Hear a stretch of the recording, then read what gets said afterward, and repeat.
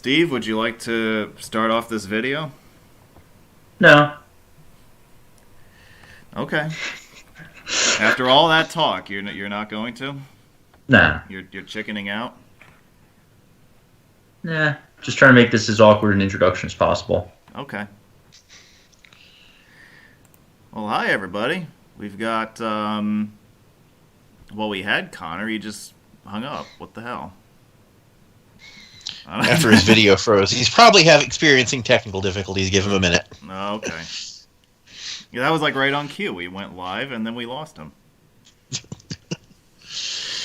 Well, at least for the moment, we've got Steve Alpert from alpsroads.net, and we've got Anthony joining us from Fairfield County, Connecticut, which is technically New England. Oh, there he is. I'm back. I tried moving my laptop onto my lap, and apparently that broke my Wi-Fi adapter. Dude, you had like perfect timing with that too, because as soon as I clicked live, we lost the connection. Oh, okay. Cool. Wonderful. Great start. And we also have Connor from southern New Hampshire joining us. The main topic of tonight is a topic that I know is very dear to a lot of us. It is the discussion of toll roads across America and some of the backstory behind them, and also tips from the pros. I know we've got a couple of them here in the audience at least when it comes to the art of shunpiking, and we'll get into that. We'll go state by state, and we'll give you guys a little bit of an overview of everything you can expect in each state, and I'm sure we'll have some time for transponder talk as well along the way. But welcome in, gentlemen. It's good to have you on Roadway Whiz Live for this special roundtable presentation. You guys have anything you want to start off with before we dive in? Not really. You guys are really talkative tonight. Okay. Well, I mean, we discussed tolls. Let's talk about toll roads. I am trying to figure out how not to click the unmute button on YouTube, for your sake. It's not that difficult to do. Just don't click it. I think so. Well, you just well, now your background is gone. Yeah, that was... You clicked the wrong button. No, that was getting in my way. Oh, okay. I'm not in bed either, so I have nothing to hide. Oh, all right. Not the right button, Kevin. All right. Well, I figured the best way to do this would be to start. For this episode in the New England states, I figured we'd start in Maine and work our way south and west, and let's see how far we get tonight, because I know we've got a lot to get to as far as the Northeast, Eastern Canada, and the Mid-Atlantic is concerned. So, I don't know, Maine. Let's do a little bit of an overview. We only really have the Maine turnpike to discuss, I think. It runs about 110 miles between Kittery and Augusta. It's mainly signed now as I-95. That used to be a little different up until several years ago, but now it's signed as I-95 for 20 years ago. 20 mind years you. ago? Okay, yeah. Yeah, the redesignation is that long ago. Time flies, doesn't it? Yeah, it doesn't feel like that was 20 years ago. Yeah. It does not utilize a ticket system anymore. It utilizes a open barrier system. So you pay as you go that way at toll plazas. That's kind of the overview there. It goes through, as we said, Kittery and Portland and Augusta. So it's one of the busier highways in the state, in spite of its toll status. Gentlemen, the floor is yours. Where do you want to go with this? Well, right. Well, we mentioned the redesignation, so it's worth giving that a note. The Maine Turnpike, like is typical for toll roads, it is a toll road that predates the interstate system, so designations were later grafted onto it. As things were designated, I-95 used the turnpike from its south end up to the Falmouth Spur, and then used what is now I-295, built as a free roadway north from there, heading back to Augusta. And what happened just after 2000, when Maine renumbered all their exits to be distance-based, is they decided, you know what, this setup we've got with these designations is messy. I-95 jumps off the turnpike and then re-enters it later. Yeah, Steve? I was going to note that not all of what was 95 is now 295. We're going to be precise.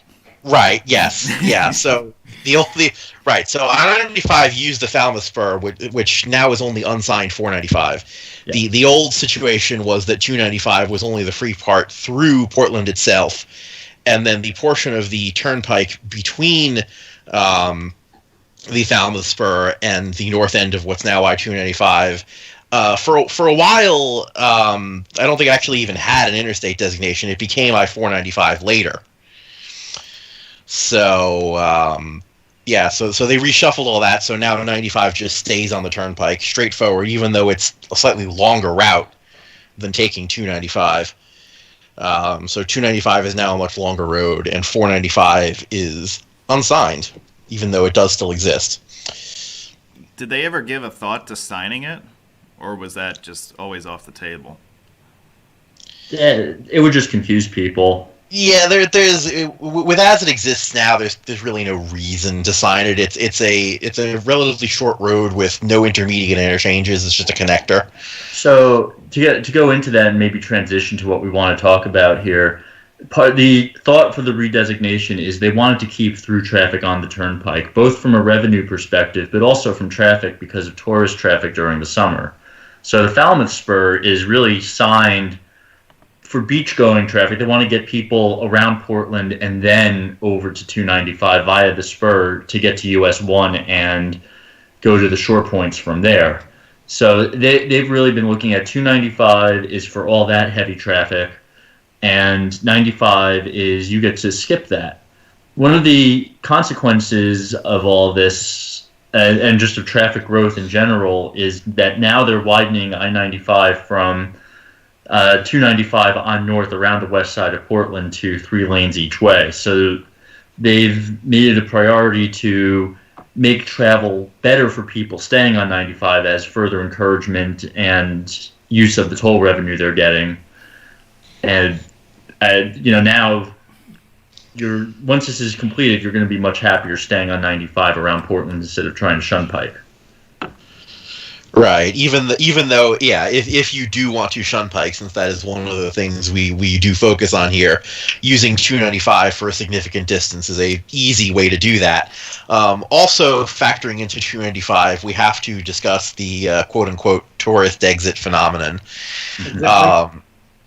Which is interesting here, right? Because there's something that should be noted about the way the Maine Turnpike's toll scheme works, is that it is a pay-as-you-go system with mainline barriers and ramp tolls if your tag is from out of state or if you're paying cash. If you have a Maine Turnpike issued Easy Pass, they actually have Easy Pass readers over every entrance and exit ramp on the Turnpike. And so if you have a Maine Easy Pass, they do treat it as a ticket-based system. So what this means is that if you're heading north and are looking to either head into Portland or just save some toll money, if you're from Maine and have a Maine tag, there's no reason for you to not just take exit 44 to pick up I-295 from the south end and head straight in.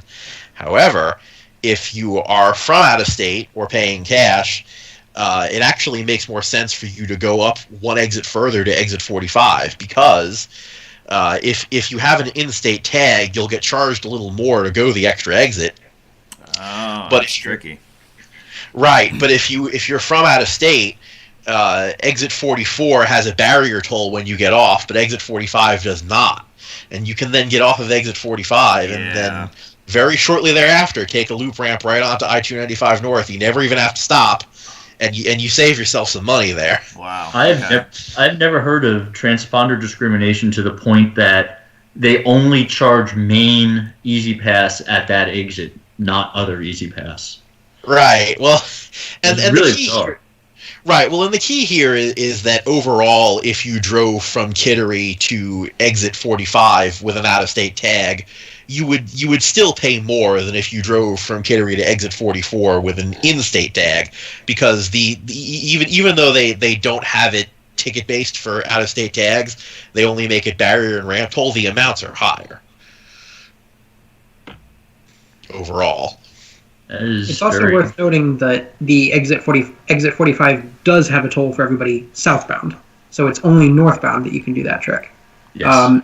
Which is good, because otherwise the current interchange reconfiguration at exit 45 would make it a lot worse, because they're turning that from a trumpet into a diamond interchange.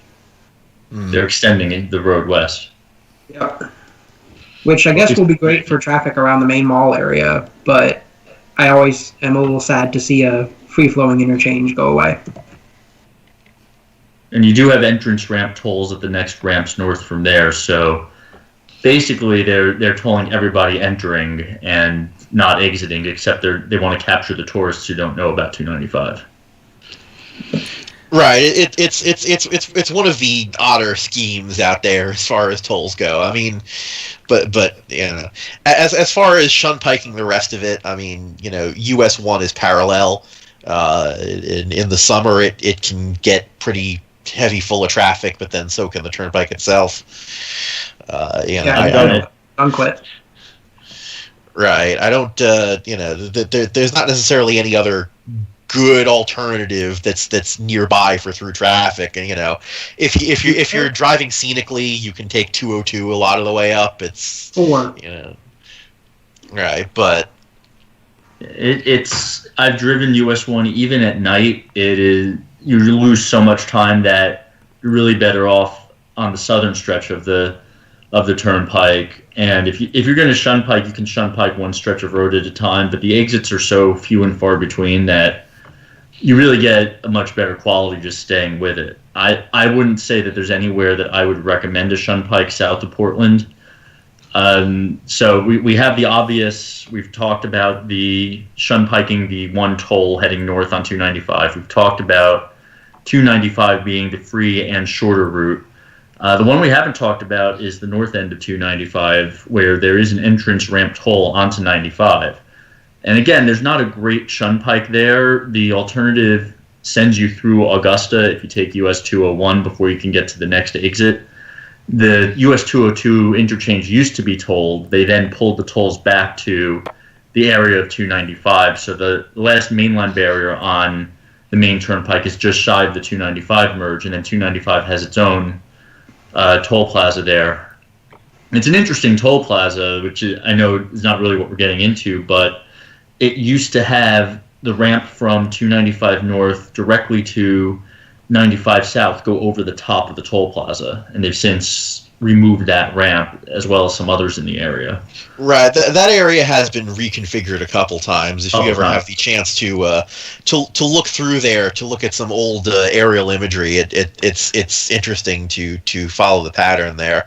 I think the other thing worth noting in the discussion of all of this is that the main turnpike itself does end at the interchange with US 202 near Augusta, but that was not necessarily intended to be the permanent end.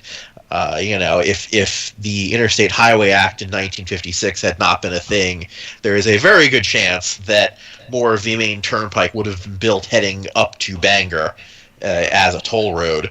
Bangor. Okay. For any Mainians who are listening, we will pronounce it Bangor. Okay. Yeah, I anticipate that would be the case, whether all in one shot or not. I have never had to shunpike the northern toll in 295 because I've always been exploring other roads at that point. I don't know if any of our panelists here have attempted that one. I mean, that's still close enough to me that I've driven every numbered highway in that part of Maine. So I've gone around it plenty, but I found that Maine is pretty. Maine roads are pretty fast off the highway anyway. It's mostly 55, and I have found that it's been fine to just basically avoid the whole thing. Especially if you want to clinch roads, you get that out of it. Yeah. So you would say going through Gardner's no big deal, and then coming back up to the next interchange? Not necessarily. I mean, yeah, going through Gardner, that just slows you down a little bit. But if you're really determined to try and minimize how much you have to slow down, there are other roads that you can take. Like you can cut over to 202 west of 95. If you get off at the exit, what route is that? It's the exit after you go through Lewiston, Auburn. And then there's some random minor back roads you can take to work your way up to 202 on the west side of Augusta.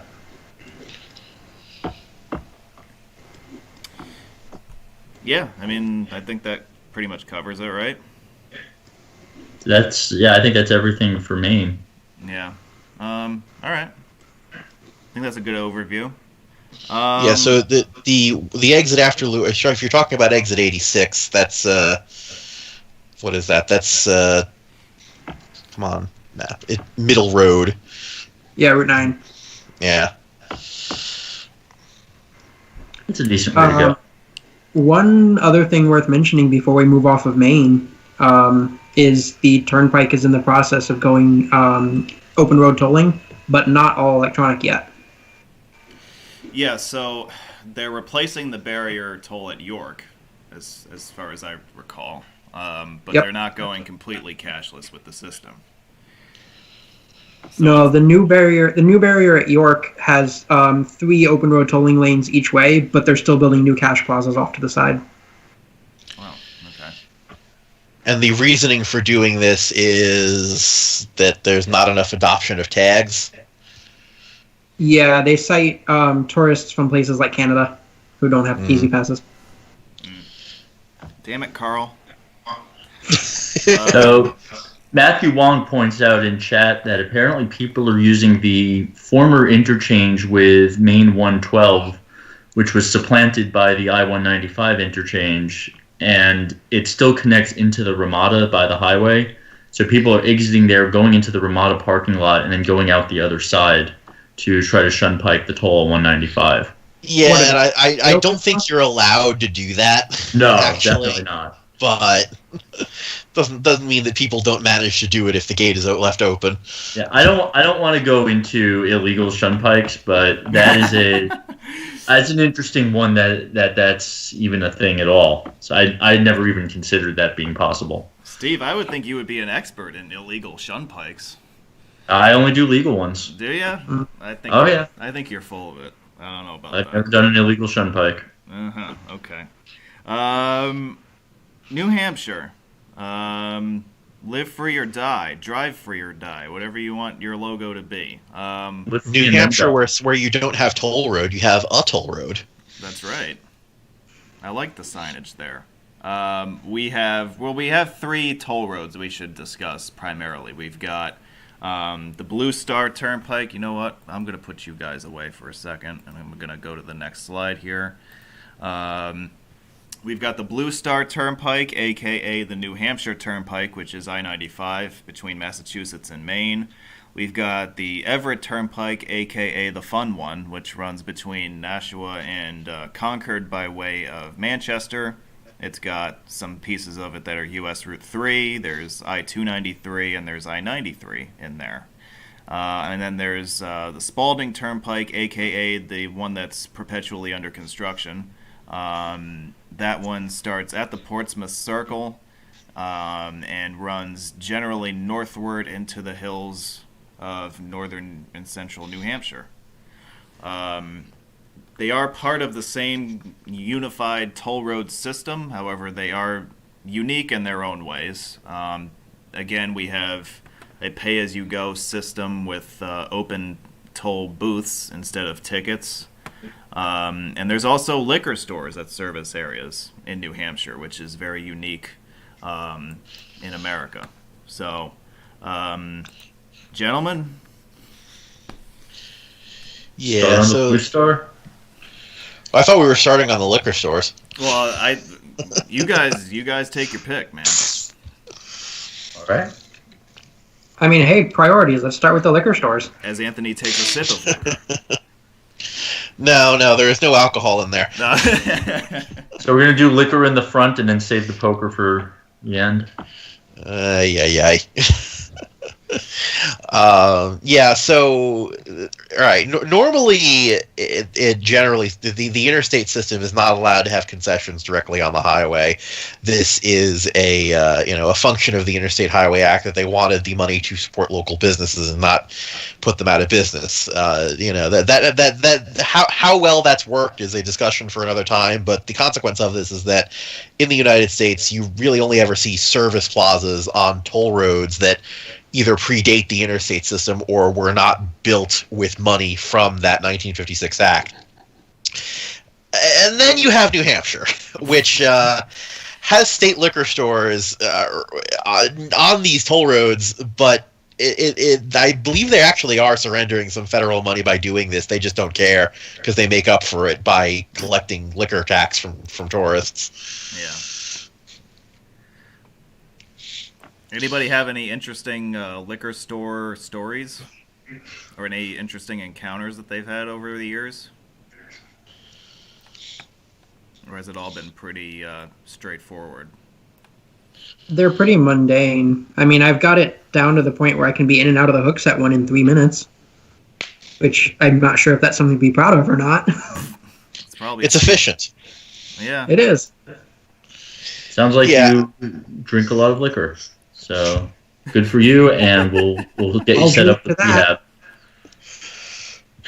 I'll say off to that. So that's liquor stores. That's a quick overview of that. Now, toll roads. Are these toll plazas generally easy to get around, or like how do you guys see that? I think it's easier to go highway by highway. So we start with the one you started with, Blue Star. There's exactly one toll plaza to be Shunpike. On the main line. It's one plaza, but to get around it, you can't get on at that interchange. So right, there's a separate plaza for the ramps to 101. So short of exiting there, pulling a quick U-turn before the plaza and getting back on, which I'm sure they frown on very strongly. And you're pretty much going the whole state on back roads to get back to 95 near Portsmouth without paying a toll. So I've done that, and in my experience, if you're not there on a beach weekend, US 1 does move pretty well, and you do have a few other options compared to Maine. New Hampshire 151 being one of the easier ways to get back around to the 33 interchange. Right. With the Blue Star Turnpike, you also have the challenge that the toll plaza is configured. It has open road tolling, but it only has 2 lanes each way. So it can still back up on summer weekends because there's not enough open road toll lanes for the number of people that have Easy Pass. On a Sunday afternoon, that backs up all the way to Maine. Yeah, so this has been known to cause issues just because when they built it, they didn't have the forward foresight to think about how many people would adopt Easy Pass. This is also part of why, there have been times where I've gone up to Maine where I've taken a lot of local roads through New Hampshire, not even just because I'm clinching roads, but just because it's like, I don't want to sit in that traffic. Yeah, I know that on off-season weekends, I know I did this when Doug had his Newburyport meet, but I wasn't really in a hurry to get up to Portsmouth from Massachusetts, and I just took 1A. I thought that that was a fine alternate. Yeah, it takes a little longer, but it takes a lot longer. Yeah, 1A is not a good alternative, but it's a gorgeous drive that I highly recommend. It is, yeah. That I highly recommend doing not in summer. Well, that's why I say off season, right? Because during the season, 1A is a disaster. But goes entirely along the beach. You will have to yield to a lot of pedestrians. Yeah. And it dumps you out in downtown Portsmouth. Yeah. Also a good place to visit. Yes. If you're spending that much time in driving 1A, you may as well spend a little more there. Yeah. Portsmouth is a nice town. I do like it. So that's 95 out of the way. You had the Spaulding next. Yeah, so what do we want to say about Spaulding? All right, so the Spaulding Turnpike connects directly to 95 at its south end. Formerly, the two only connected through a traffic circle, but there are direct ramps now. Much of it is still 2 lanes. More of it once was 2 lanes before it was widened. Each way. No, when I say 2 lanes, I mean 2 You're talking lanes. about the northern section. Okay, good. Right, yeah. Well, Okay. so it is still 2 lanes at the north end. It used to be only 2 lanes. That's 1 each way, most of the way down. In fact, for the bridge over the how do locals pronounce that, Lamprey River? The old bridge that used to carry the turnpike is still standing, and you, at least until fairly recently, used to be able to walk over it. I recall hearing they've closed it off because they didn't like things that people were doing or something. I'm not sure of the reasoning. Is that the It's General in too Sullivan rough Bridge, shape. you It's mean? going to be demolished. Okay, so it's just that it's decayed to the point where it's not really safe to walk across anymore. Yeah, they have it Yeah. fenced off now, yeah. Yeah, so That's so the General that Sullivan Bridge, by the way. okay. Right, and so that what was the original Turnpike main line, and when they widened it rather than twinning it, they actually built 2 new bridges.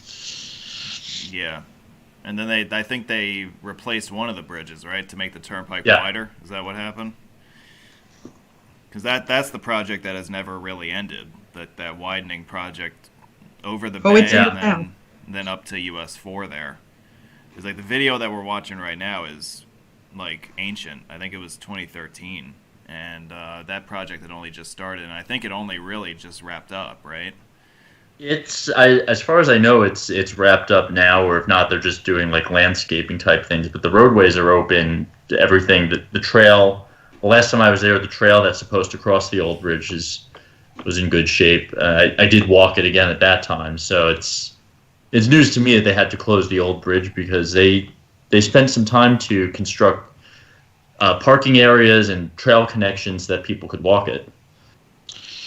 Right. It is also worth noting in this, now that US 4 has been brought up, that right, the south end of the turnpike actually is the eastern end of US 4, up to exit 6. And in relation to this, since there are generally rules against having tolls on U.S. highways, the first toll plaza is actually just north of where US 4 leaves. The road, despite being part of the Spaulding Turnpike, is actually free up until that point. Well, that's a common feature of New Hampshire toll roads, is that the actual turnpike tends to extend much farther than the actual tolled section. Like the Spaulding, it's free in Portsmouth, and in Dover, and in Rochester, and then there's just tolled on the stretch in between each city. Right, because they don't do tickets, they have mainline barrier tolls, and they don't go crazy with ramp tolls to try and make sure there are no free rides. I'd say let's go in order there. So south of Dover, you have the one toll plaza. I've used Dover Point Road a few different times, and I've had good experiences there. It's not the fastest road, but it's also not a terribly long distance, and it keeps moving, so you could get yourself around Dover that way. Downtown Dover itself could be hit or miss. I've generally had pretty good experience there, but you can also bypass Dover, and I think the next toll is on the long stretch north of there, unless I'm mistaken. Yep, yeah. The next toll Dover is just south of exit 12. So around Dover, then you're looking at New Hampshire 108, or this road called Old Rochester Road and Old Dover Road. I have not driven that one, so I can't speak to it. But either of those roads would give you a chance to jump on the Rochester bypass, especially the Old Dover Road. So, Connor? I actually haven't driven those because I'm very rarely on that part of the Spaulding, given where I live. Because if I find myself going north up 16, I'm following 125 and picking 16 up in Rochester. But the rare times I'm over there, it's like a 75-cent toll. So I know this is sacrilege in this chat, but I don't usually bother shunpiking. No, well, there is a fair question to, is it actually worth it? You know, right? I know. It's been pointed out that there are cases where like, you know, right, if you're going around a 75-cent toll and it costs you 15 minutes of time to do it, you know, you're effectively working for less than a minimum wage. So what are you doing? It's not going to cost you that much. And these tolls are 53 cents for the New Hampshire Easy Pass. That's what they want. They want you to pay the toll. So that's how they get you, you know. Well, I will happily pay my 53 cents. And anything that's called Old Blank Road that changes names from when it's Old Rochester Road on the Dover side and Old Dover Road on the Rochester side, I think that's worth driving from a road geek perspective regardless. Right, well, because you know that was the road between those two towns 200 years ago. And there could be relics of some older time there. Right. So I would think that that's not the worst Shunpike south of Rochester. And north of Rochester, you just use 125, which was NH16 originally. Well, north of Rochester isn't tolled. There are no tolls there? Okay. No, there's only the two. Oh, super easy. Yeah. That's why we have you on this chat. You know a little bit about New Hampshire. Yeah, I drive these all the damn time. Hey, it sounds he sounds like he lives there. It's almost like I do. Yeah, almost. So pretentious. Oh my god. So before we move on from the Spaulding, have to mention that it was announced relatively recently that both of those two tolls are going all electronic by the end of next year, I believe. Even though the one relatively nearby across the state line in York is not. But I guess there are fewer tourists heading up the Spaulding that don't have easy passes. I'd imagine so, but New Hampshire DOT, the Turnpike Bureau, is committed to going all electronic statewide. They do have funded projects for the Everett Turnpike as well, or as it shows up in the planning documents, the FEET. Okay, so all right, so they're also gonna do all electronic on 95. Then right. That starts make what I don't York think 95 is funded yet. I think only the Spaulding and Everett are funded so far. All right. Well, I think it does make sense to do those first, if for the same reason that Maine is holding off on York. Yeah. Yeah. All right. So then we have FE Everett, which has one of the most fun shunpikes around. Go for it. Manchester Airport. Yeah, so the exit off that turnpike for the airport in Manchester, it is relatively new. It opened less than a decade ago, and part of the idea behind this project was that traffic going to the airport would not be expected to pay a toll. So there is no toll on the ramp to the airport roadway, and meanwhile there is a toll plaza between the exit and entrance ramps from the airport roadway. So if you want to go around that toll, you just take exit 13 and then get off, make a couple turns, effectively do a U-turn and get right back on and keep going. And you can even clinch the Everett Turnpike and skip that toll therefore. And it's totally legal. But you can't core clinch it. You're going the same direction. Yeah, no, you're going the same direction, and you don't miss any sections between exits. Oh, I thought he had a thing about between ramps. No. Oh, never mind. Ignore me. He's got many things, but he doesn't attend our videos to defend himself, so we can feel free to attack him as much as we want.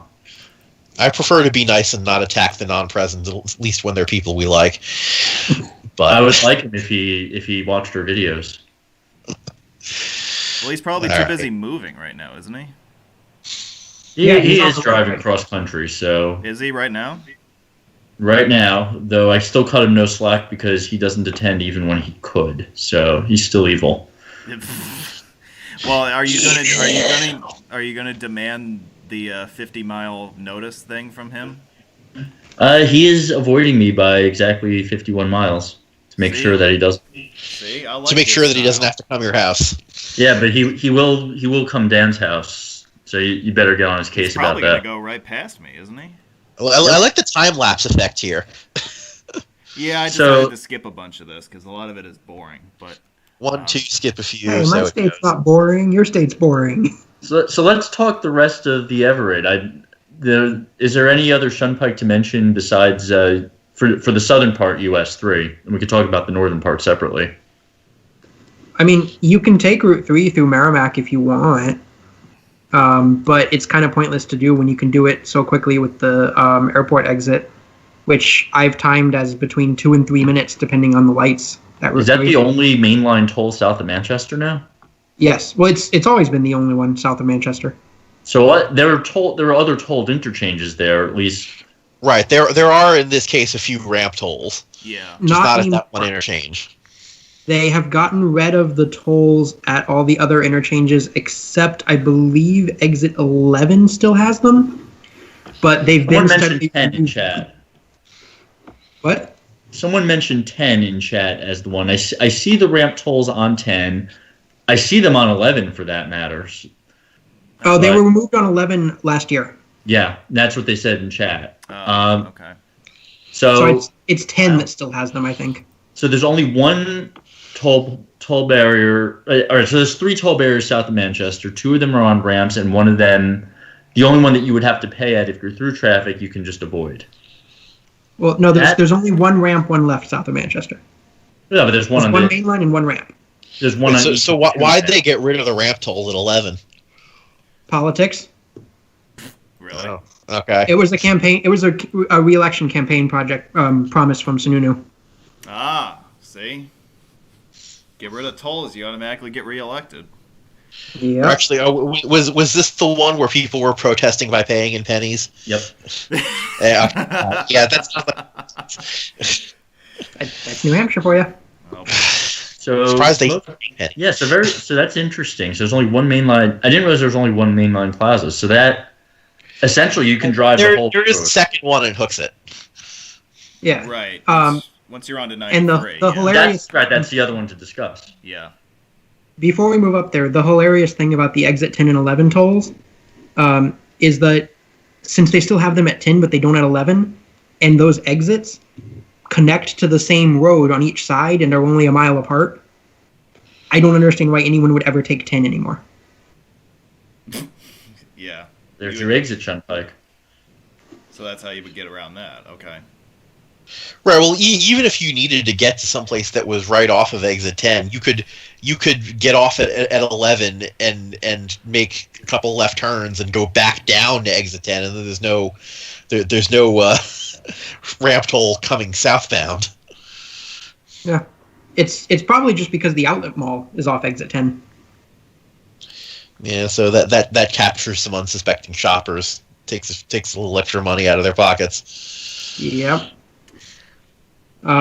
So moving up to Hooksett now? Hooksett. What do we want to say about that? 3A. Yeah, there's pretty much that's your Shunpike 3A.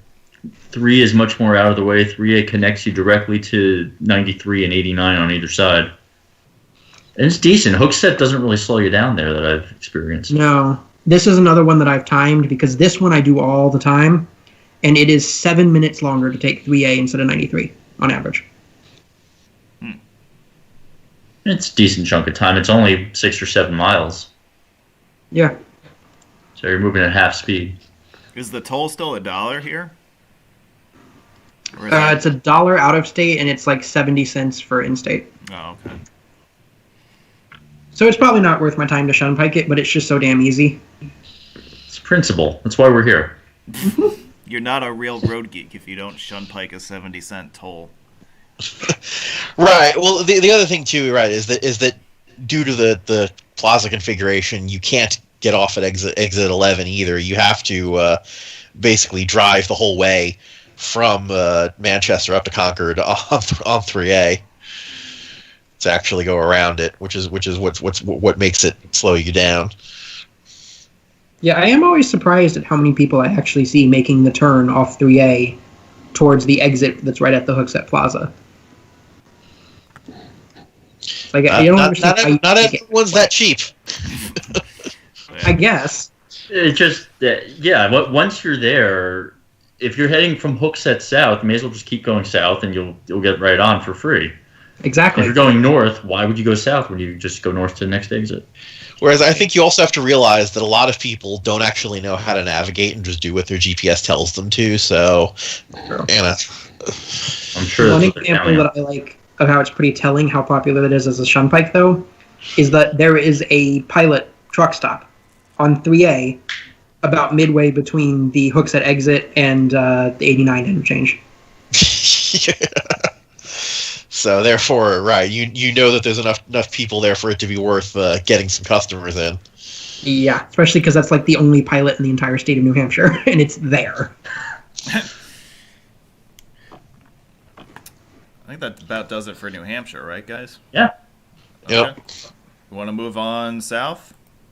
Let's cover Vermont, and so now that that's covered, let's go south. All right, Vermont's done. Now let's move on to Massachusetts. That's next up. See that? We talked about Vermont toll roads for about 5 seconds. Massachusetts is most known for the Mass Pike, which runs east to west from the Stockbridge area out to Logan Airport. It's about 140 miles long altogether. It is also the easternmost 140 miles or so of Interstate 90. Recently, it was converted to cashless tolling. And also, there's an exit renumbering program that's currently underway that should be completed by late spring. This one's a little interesting to me on the surface just because it's a very urban toll road, very urban turnpike at its eastern end. And there's some intricacies there that I'm sure we could dive into, but I'll let you guys sort of take it from here. Indeed. Well, for one thing, its eastern end was not part of the original Mass Pike. It was an extension. Yeah, I think it was only. I'm not sure that it counts as Mass Pike at all. Yeah, Well, so the original Mass Pike ended at 128. The extension into downtown Boston, built largely along the railroad right-of-way there, was fairly controversial, was delayed until later. It involved purchasing some right-of-way from the former Back Bay Rail Yard, which itself was a lot of controversy and fighting because that area is now where Prudential Center is, and so you may note that the Massachusetts Turnpike goes in a cut and cover tunnel under Prudential Center, and this was the setup that basically was agreed upon that allowed Prudential Center and the Mass Pike to both get built, is that they just put one underneath the other.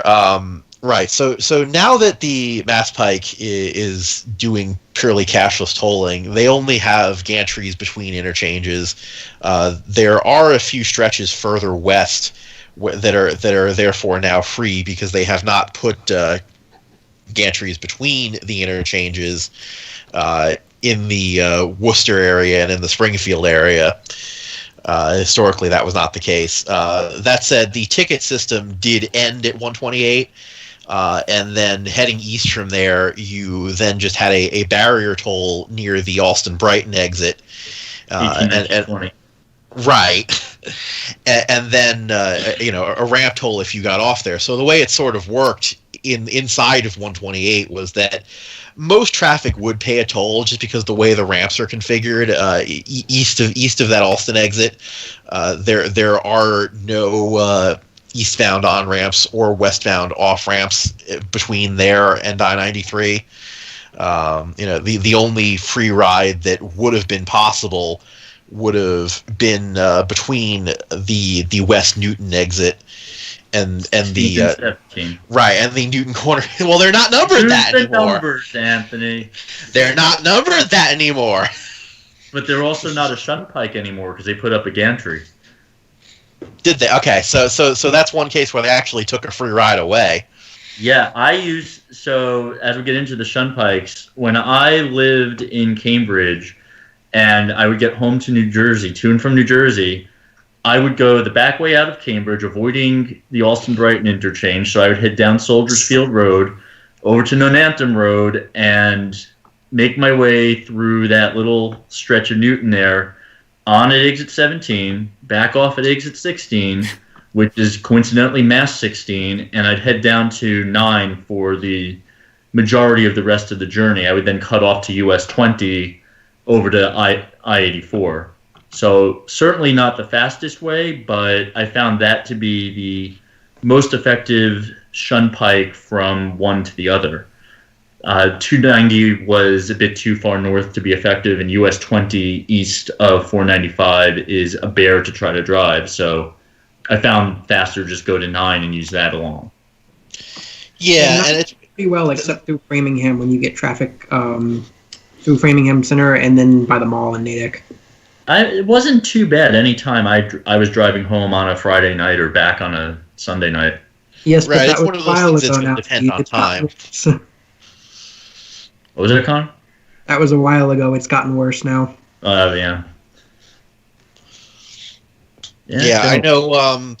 The other interesting thing too, from my perspective, being down in southwestern Connecticut, is that, all right, a lot of the reason I would have to use the Mass Pike if I'm heading up to New Hampshire or Maine, would mostly be just east of I-84, and so you really only have to, making that journey, use it for one exit from I-84 to I-290, and it's relatively easy between those two interchanges to just take US 20 instead. Yep. I normally do. It moves very well. Another thing I like about doing that is that if I then get off at US 20, I usually then get some cheaper Massachusetts gas there. There's actually not that far up the road on that stretch. There is a Stop and Shop gas station where I can burn grocery points to save a few more bucks on gas. So that's another thing that road geeks like to do. They like to find cheap gas wherever they can. We use a lot of it. We do. That's true. So, yeah, as far as the eastern stretch of 90 goes, US 20 for parts of it and Mass 9 for the rest of it. Probably the best Shunpike you've got if you're following the 90 corridor, and of course 290 if you're not. West of there, I've done 20, I've done 9. I can't say anything's great. 20 is definitely better than 9, but as you get towards Springfield, you don't really want to be there either. And so once you're west of Springfield, 20 is fine because you're rural, but through the Springfield area is tough. And I gather now that there may be a couple of interchanges there you can hop without paying a toll. Yeah, within Springfield and Worcester areas. I believe west between 91 and 291, you can now not pay a toll. Oh, did they not it's actually between 91 and Route 21, Old Exit 7. That is useful for a Shunpike. If you can get on at 21 and head all the way across Springfield and drop back off. That makes it a lot more worth it. Between exits 45 and 54. The problem is just that with trying to use 20 west of Springfield, you can't. The last exit is for 202 in Westfield, so you still have to go through downtown Westfield to get 20. Right, and that's been another source of controversy in some cases over the years. There's a very long stretch between what used to be exits 2 and 3, and right is now exits 41 and 10. 10. Okay, yeah. So it's 31 miles, which is one of the longest stretches between exits in the eastern United States, and he's fairly long even by Western standards. And there have been propositions to put exits in a couple other places along that stretch at various points, but the problem is that people who live in those towns tend not to want it. Is that they look at it as, okay, Westfield's complaining about traffic through Westfield. Well, that's Westfield's problem. Why do I and Otis have to deal with the traffic being here now? And so you get into that sort of issue where people become NIMBYs and don't want things built, and so there likely are not going to be any more exits added to that stretch anytime soon. There will not. The state studied it in 2018 and picked 3 locations, but then in November of 2020, it was officially voted down. Yep. Voted down how so? By referendum? Yeah.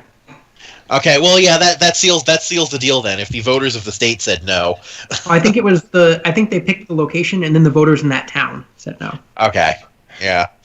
So if that town says we do not want an exit in our town, which right, it's fascinating because you'd think that they would want an exit so that they can hop on the highway there as opposed to having to drive a long ways to get on it. But Some people are funny and look at these things less as a convenient way out and more as a convenient way for other people to come in and bother them. Exactly. They want to be left alone in Western Mass. They view the Mass Pike as a way for people to get to Eastern Mass from other places. They don't view it as serving them. Because as it's built, it doesn't, since they don't have exits. But that's their personality out there too. They want to be off the pike. That's part of why they're there, is because they don't want to have exits. Yeah. So they don't get. Yeah, that is part of the appeal, I would think. Yeah. The 20 is a good drive in that stretch. It depends how fast you want to drive it, but there's generally very little slowing you down there. 23 is a bit slower, so I would say 20 is probably the way to go. Both are fairly scenic, though. Yeah. Oh yeah. It's worth it to explore these back roads. Do we want to talk about the bridges and tunnels in Boston? Definitely. Okay. Those are also toll roads, so therefore. Okay. Again, living in Cambridge, if I was heading to points northeast, I would always be using the first free bridge, which is Mass 99, which got some... over the years, I got to see interesting things as they tore down the old overpass of the Charlestown Circle. There's a lot of work going on. It was a good place to see the Big Dig and the Zakim Bridge take shape over the years. So it may have been a bit slower than taking the Tobin, but it was very interesting to see.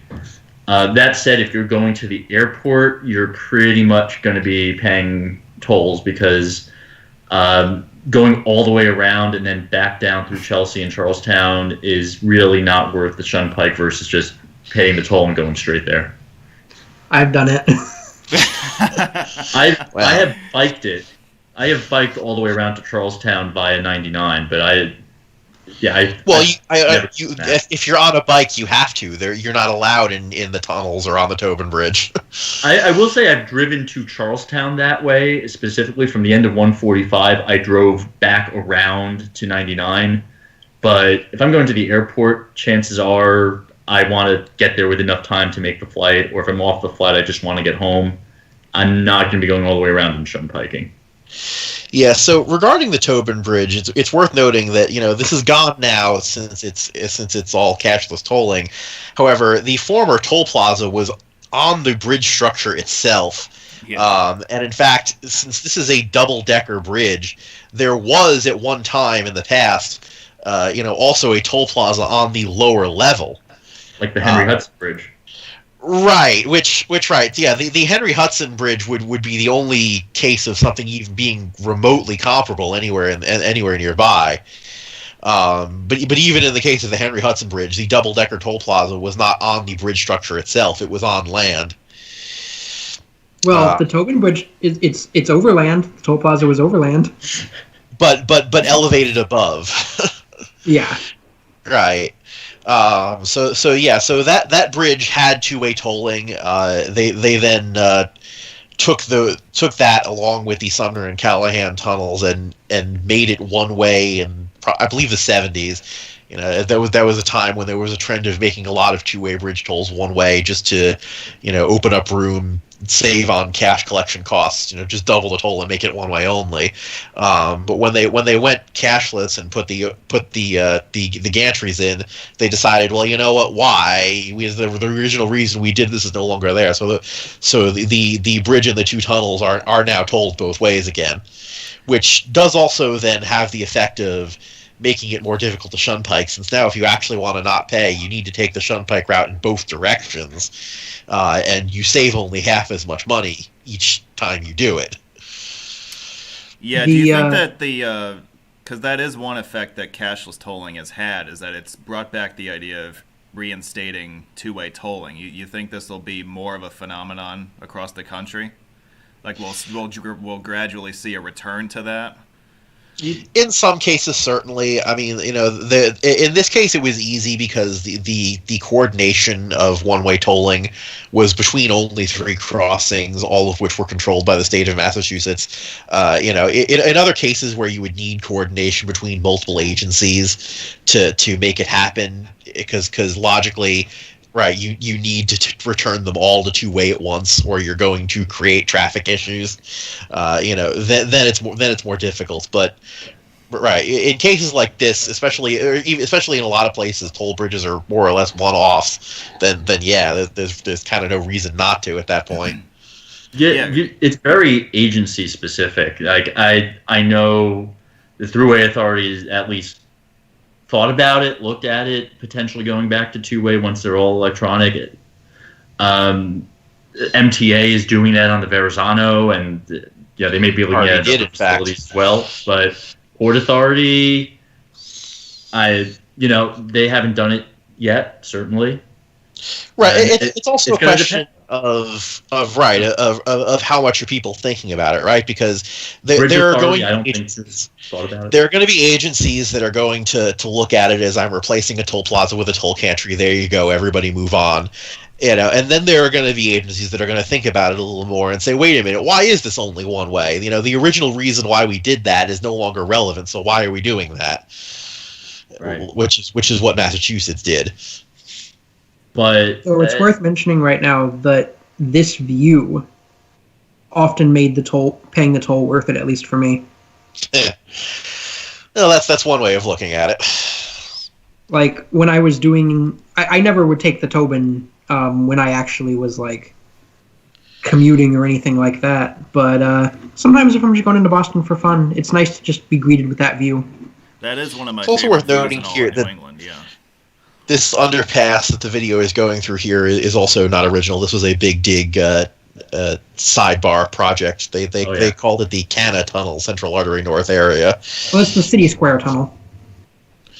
All right, which is the more proper former name now. Well, that whole segment was Canna, and then that's the City Square Tunnel. Yeah. All right.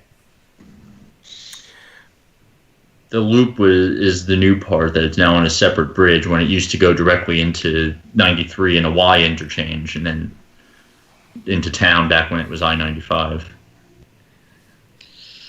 A lot has changed. Yeah. Well, I would say that for the people of Boston, a lot has changed for the better. It's opened up a lot of downtown for green space, and I think it's had a net positive effect on the city. I know that a lot of people in the hobby who like old freeways will want to yell at me for saying that, but I don't really care about your feelings. So no, well, I think the more intelligent discussion to be had there is that it's had a huge benefit to the city, but at what cost? The Big Dig was not an inexpensive project. No, it wasn't. It was supposed to be a small fraction of what it ended up costing. Yeah. Right, and it's worth noting that the Big Dig, in addition to that tunnel near the Tobin and the part of 93, was also extending I-90 east to Logan Airport, and that involved the construction of the Ted Williams Tunnel, which, interestingly, so the Ted Williams Tunnel was finished and was open before the section of tunnel connecting it to the rest of Massachusetts Turnpike and I-90 was, for quite a few years, actually. I think almost a decade even. So yeah. Right. So the Ted Williams Tunnel, as it existed, was only accessible from local streets on the West End, and for a while was restricted to truck traffic only, because they wanted trucks to go that way to avoid clogging up things with the Sumner and Callahan, but they then didn't want a ton of traffic trying to negotiate city streets to get over there. So it was open, but most road users were not normally allowed to use it. So this is where we get into the South Boston Bypass, which is a truck-only access point from the former south end of I-695. I'm just going to throw that out there for now. But from I-93, you would head north towards Melniakos Boulevard, and you'd see the sign says trucks only to the right. And then a couple of times so far, they held trial periods where they allowed all traffic to use the South Boston Bypass. So at least one of those was before they had completed I-90, and that allowed all traffic to head relatively straight to the TED while bypassing South Boston. And the second time they tried it was actually last time I was up that way. And so I got to drive the South Boston bypass. That was after they had opened the full I-90. So I don't know why they had. Maybe they were looking at. I know the second time they were looking at potentially permanently opening it to all traffic, and I guess they wanted to see what the impacts of that would be. But during construction, I know they did it as a detour for certain things that had to be closed for interchange construction. The most recent time was starting in 2018. Yeah. For a year, and it was a combination pilot opening the South Boston Bypass Road, but only eastbound, and eliminating the HOV restriction on the express lane on 93 southbound. Right, which they then ended up having to reinstate because they were taken to court over it and lost because so with that HOV restriction. Well, right. So part of the deal is that with that HOV lane, it was part of the agreement that allowed the Big Dig project to happen as a remediation measure, that there would be an HOV lane constructed, and so it would, encourage carpooling and so forth. And so when the state of Massachusetts said we're going to open this lane to everyone, the Conservation Law Foundation, most of us who are road geeks are not necessarily very fond of environmental groups because they tend to get road projects canceled or scaled back, and it's kind of fun spoiling from that perspective. But in this case, legally they had a solid case, which is why they won. The state of Massachusetts effectively promised we will have an HOV lane and then reneged on their promise. So, it's from a legal perspective, you really can't argue with it. What was unfortunate, though, was that when they did this to the HOV lane on 93 on the north side of Boston, when they opened it to all traffic, they did that in conjunction with removing the barrier separating it from other traffic. Mm. Which now means that at rush hour, it's just a constant free-for-all of people zipping back in and forth out of it. This is why we can't have nice things, people. Yeah. Oh, ain't it always the way? What else do we want to say about Massachusetts? Anything? I think we've covered all the tolls, right? Yeah, we talked about the Pike, and we talked about the bridges and tunnels. I don't know, is that it? I think we're good. So. Yeah, there are not any other toll roads in Massachusetts to discuss, so... Yeah. And I assume you all don't want to hear every little detail of the all-electronic tolling project, because it's probably been beaten to death. I think we pretty much got the gist of it, right? Yeah. All right. Right. We covered what was important. Yeah. All right. That's fair. All right. So now on to the most important state of the night. Oh, God. Yes. The most important state. The state I got the most comments about this past week. When I put up this this title slide, I was expecting a lot of people to write comments about how curious they were about this presentation style and exactly how it was going to work, because this is a new format that we're trying out. We've never really done something like this before, and instead I got a lot of comments asking about one particular state out of all of them. One of the states that is noticeably absent from, well, it's only noticeable to certain people who have nothing better to do with their time. Noticeable, that there's one state that isn't exactly represented on here, and we're going to turn the page now to the great state of Rhode Island and no longer Providence plantations. And see, look at this. Here's that bad boy. See, look at that. It's a bridge shield. See that? It's the Rhode Island. I'm almost tempted to skip this state just because of the number of people who have asked about it. I am too. I'm really tempted to skip a lot of you people right now. Not you guys on Skype, but a lot of you people in the audience. We got 45 people watching right now? Yeah. I got to have a little talk with you people. Okay. So have a seat by the fire.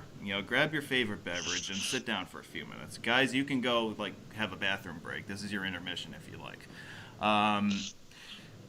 Really, guys, I put this up here, and the comments I get back from it are, "Oh, you didn't put the Rhode Island turnpike shield in there. Oh, you forgot to do this. Oh, you forgot to do."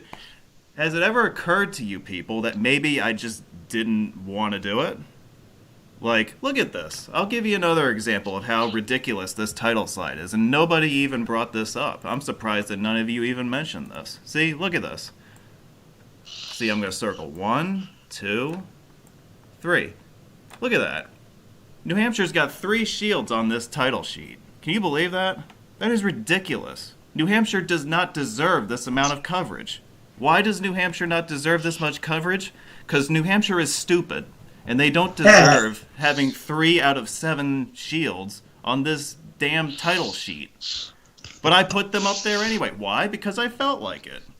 You know? Why did I not put the Rhode Island shield on this title sheet? Because I didn't feel like it. If I say that we're talking about New England, and I want to make my title sheet however I want to make it, then that's it. I mean, I guess I could have really thrown you guys a curveball and put the Florida's Turnpike shield on here. Would you guys have liked that better? Right? Oh, and I'll just let you guys know real quick, you know, Rhode Island and Providence Plantations is a state, just like the other, you know, there are 49 other states, just like this one. What part of the country does this state belong to? What region of the country would you say that Rhode Island belongs to? Anyone? Any guesses from the audience? Anybody from the live chat want to chime in? Mid-Atlantic? See, this is part of the problem too. It's like so many of you people drive me fucking crazy. It is just unbelievable the amount of comments I get from people. You know, people ask me, Dan, why don't you let your audience have a say? Why don't you let them give you requests for videos? Why don't you let them, you know, have a say in the production of your content? Well, this is why. Because a lot of the comments I get from people are just stupid. Like, really?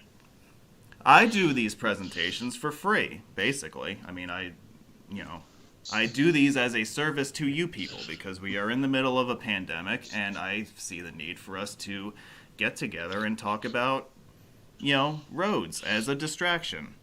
You know, this is something nice to do. And instead of thanking me, instead of being like, wow, look at this, you know, this looks like a really interesting presentation that we could do. You know, this looks like a lot of fun. You know, could you tell me a little bit more about it? Because I'm really interested in learning more about it. No. What do I get? Hey, you forgot to put the Rhode Island Turnpike shield up there. Shut up. Take your Rhode Island Turnpike shield and shove it. I don't want to hear it. Okay? Here, you know what I'm going to do right now? Here. We got a couple of minutes. You people, I swear to God, you guys piss me off sometimes, and you're pissing me off again right now. So I'm going to waste a few minutes of my time, because these guys don't have all night on the Skype call. They've only got a few minutes, right? So I'm going to waste their time because I got so many questions about the lack of a Rhode Island shield on this title sheet that I'm going to play around with this Rhode Island sheet. I'm going to play around with this logo for a few minutes. See? You like this?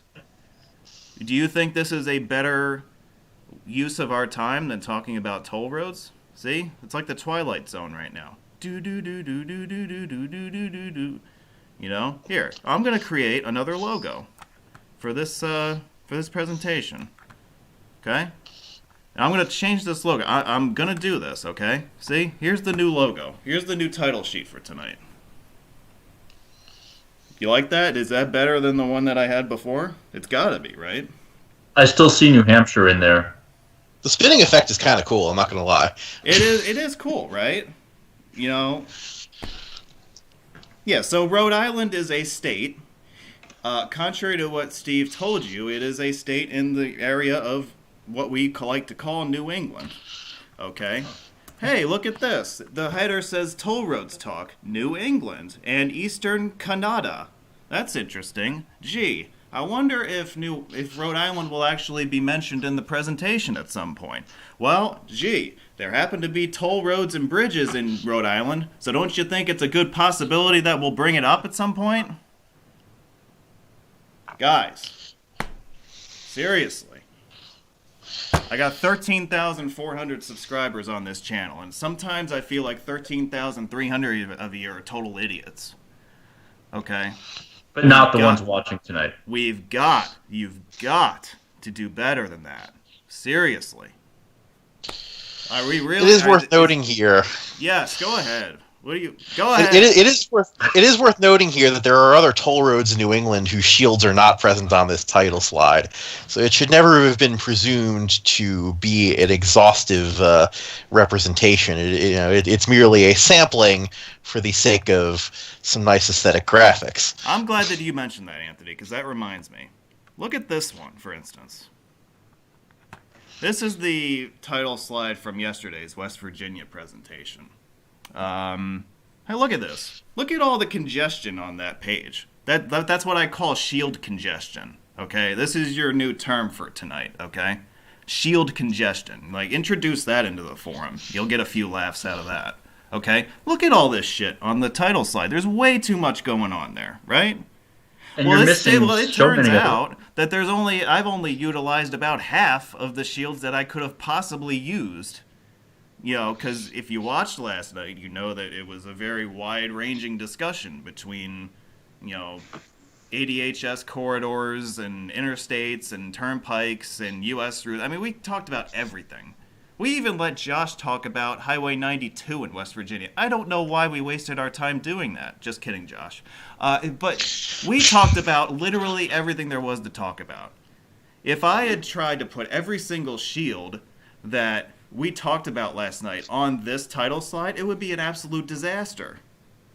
So I put together my presentations in a manner that I think people will get a lot of stuff out of it. I think that the title slide should accurately depict the subject matter without having to discuss every single goddamn thing that we're going to talk about. I mean, look at this. I even put I-73 on here. I mean, how ridiculous is that? That is definitely going overboard.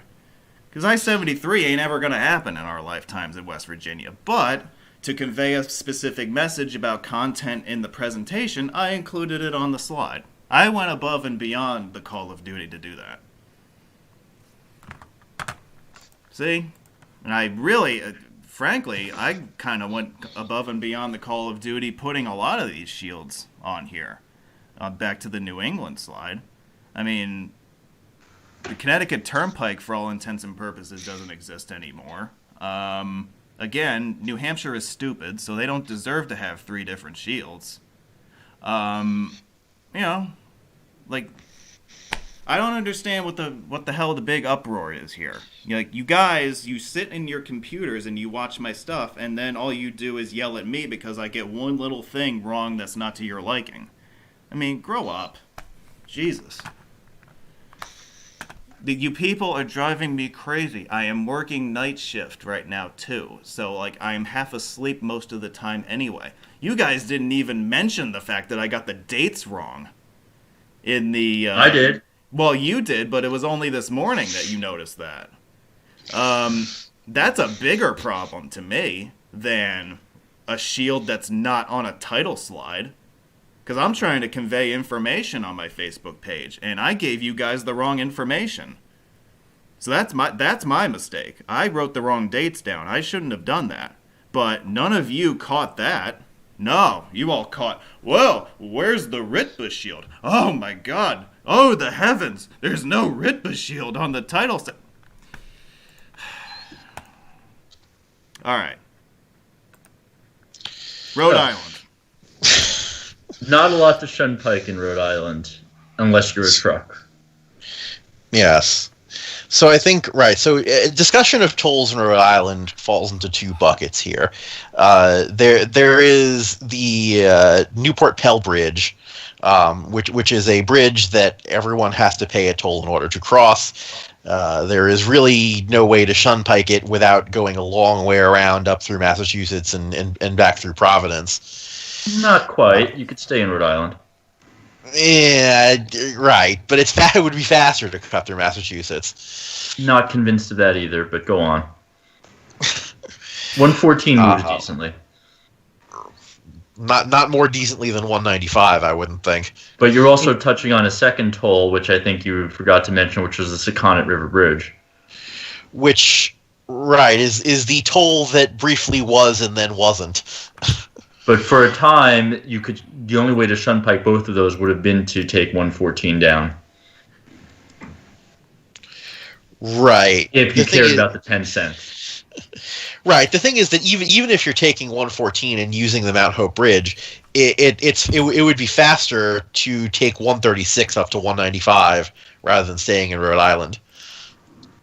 Well, the western part of 114 moves pretty well. There are parts of it that are slower, I acknowledge. I mean, only north of Barrington does it actually move. South of that, it's a slog. But south of that, you could cut over to 136. Which is still a slog. Which is what I just suggested and takes you through Massachusetts, which then therefore comes back to well, you can stay in Rhode Island, okay, but... 130, I think both of them. Oh no, they restriped 136 to 3 lanes. It used to be 4 lanes, and that was a lot better. My word. Yeah. So what were we talking about? Shunpiking truck tolls, right? No, we're starting with the car tolls, and we'll move over to the truck tolls. All right. Yeah. No, sorry. I'm kind of off in no man's land still. I'm still trying to get over the stupidity of some of my fan base. But anyway, go ahead. I'm sorry I interrupted you guys. Yeah, so there was no convenient shunpike for the Jamestown Bridge if you're coming from anywhere that isn't Providence. Otherwise, you may as well go around to the east. But the Sakonnet toll didn't have a convenient way around it either. Again, you've got to go all the way back around through Bristol. But I think it was more just the local reaction to that toll on a formerly free bridge that caused them to abandon the idea. Right, that they wanted to put on a toll on the bridge in order to pay for its reconstruction, and there was a lot of objection to that. Right, and it's worth noting that RITBA, as we're referring to them, right, does in addition to the Newport Pell Bridge still maintain that bridge, even though they're not collecting a toll on it, as well as a third bridge, which is it Mount Hope or Jamestown that's also them? Well, Jamestown's the toll bridge, but there are 2 bridges there. So there's the Newport, the Pell Bridge is the eastern one. Yeah, that's the one that has the toll on it. Yeah, the tolls on Jamestown is the western one, and that would be the one. I think they also maintain that one.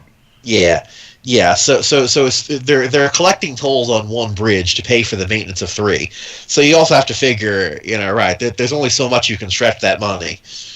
Fortunately, at this point, they're not paying off construction bonds still. And the people who visit Newport can afford the toll. You would presume that would be the case, yeah. But then, so that's shunpiking there in a nutshell. Now we could talk about trucks. Right, which is another fun issue here. So remember when we mentioned before that normally the interstate system is not allowed to be tolled unless it wasn't built with that Federal Aid Highway Act money? So in more recent legislation, there has been an exception to that rule built in, that you're allowed to toll a bridge in order to pay for construction and maintenance of the bridge. And this slipped in there as a provision that just, made sense. So you think, supposed to be major bridges. Right, you're talking about things like, like the George Washington Bridge or whatever, but nobody in the legislation actually defined a size floor for a bridge. So when analyzed legally, there was a most likely inadvertent loophole created that, any tiny little bridge over a creek, you can theoretically throw a toll on it and use it to pay for the reconstruction of that bridge. And so that is exactly what the state of Rhode Island did on I-95 now, is that their scheme is that, right, they have a lot of bridges over creeks that are at the end of their life and need to be replaced, and the way they're paying for this is they've thrown up toll gantries over I-95, on the same stretch between exits that the bridge they're replacing is on, and they're complying with the law by using the money from that toll gantry to pay for that bridge rehab or replacement. And in order to not have the people of the state screaming bloody murder over this, they only actually collect tolls from trucks. Just because, truckers that are driving through Rhode Island are likely not voting in Rhode Island, so they don't have anything to say about it. This does, of course, result in some costs being passed on to the consumer, but it's not, a visible, obvious cost that the user of the road would directly have to pay if they're in a car. Yeah. So if you're driving on 95 through Rhode Island now, you will see a couple of these toll gantries, but fear not, you are not getting charged anything. You therefore have nothing to Shunpike. You don't, but truck drivers do. One interesting note about the truck tolls is that the first gantry that went up on 95 actually was the toll gantry from the Saconet River Bridge. Right. They harvested it and reused it. Yep. Yeah. So was there ever any consideration to moving or expanding the toll program to include cars, or was that always off the table?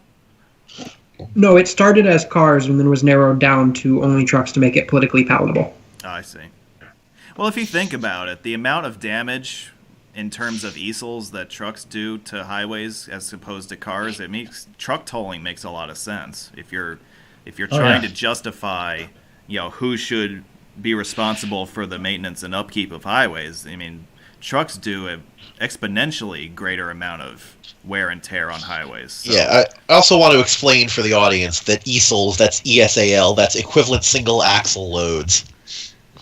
That there's some engineering jargon for you if you weren't familiar with that one. Yes, if you're looking for something really boring to research later tonight, go look up what an ESAL is and research how we came up with that. So I believe that they've also disallowed trucks over a certain weight on Rhode Island 3 to take away the most obvious Shunpike, which if you're a trucker trying to go through Rhode Island, I don't know what the mass pike toll is, but you're almost better off taking 395 now and then trying to make your way around that way.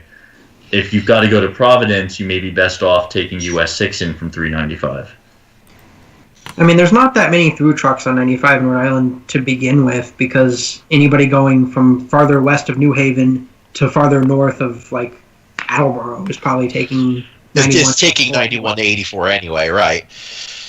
Right. That's the other interesting thing about this part of I-95 is that it's a case where it's actually not the fastest route between I-95's endpoints. It is faster to take 91 to 84 to 90 to 495 back to 95 if you're traveling from Maine to New York or anywhere else outside that window. I think that's Rhode Island in a nutshell, right, guys? Yeah, the only other thing worth mentioning is that so at the east end of the Newport Bridge there is a stub interchange that you showed in one of your videos that was planned to connect up to the Route 24 expressway that would have come all the way down there. That's long dead. There are multiple proposals afoot to rebuild that interchange, which will eliminate 895, not 24. 895 was going to be all the way down there. That interchange with 238 was planned as the southern end of I-895, not as 24. Yeah, I think that was part of the whole outer beltway of Providence, going over the bridges and then up towards Mount Hope Bridge and up 24. Yeah, that was a very grandiose plan that most of which never saw the light of day, other than that little stub, really. That's an interesting little factoid for you. Right. Regardless, that stub's going away. One way or another, it's getting ripped out since there's no reason for it to be there. Right. Which will then help harmonize traffic through the area, but will, unfortunately for those of us who like the history, demolish a little bit of it. And gets rid of some very old stuff. It's really nice to see the 114 freeway built someday. Yeah, good luck with that. Yep. Yeah. All right.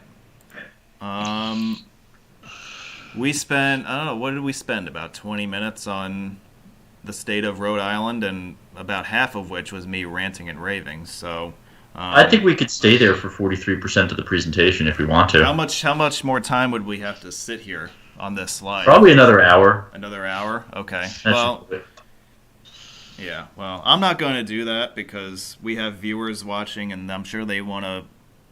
They do not want to have me go off on another tangent. So, let's move on to Anthony's home state and future Corco home state, Connecticut. Now, you may look at a map and you may say, well, wait a second, there aren't actually any toll roads in Connecticut, so why are we talking about this? Well, I suppose it's good, while we're on this theme of talking about toll roads, to mention a brief history of tolling on the Connecticut Turnpike, and also the rumblings that we hear off and on again about potentially reinstating tolls on that road and other ones in the state of Connecticut. Right. So it's first of all worth noting that if you count ferry fares, Connecticut does still have a few of those. But in terms of toll roads, right, in terms of roads that you can actually drive a moving vehicle on and through, the state of Connecticut has not had any tolls in now over 30 years. And so what came out of this is that, right, so the construction of what was originally known as the Greenwich-Killingly Expressway, but yeah, there's a fun little bit of history fact for you if you weren't aware of that one. It was planned as the Greenwich-Killingly Expressway, but it opened as the Connecticut Turnpike, which is a simpler and more straightforward name, frankly. It corresponds to most of I-95 from the New York State line up through exit 76. It then is I-395 heading north from there, and then the unsigned State Road 695 connecting up to US 6 in Killingly.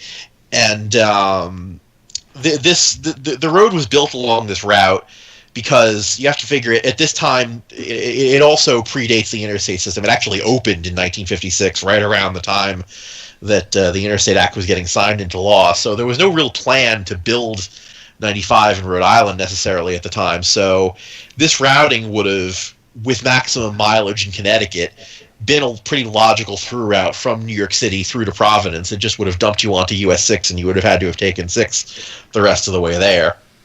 It otherwise was a state line to state line toll road.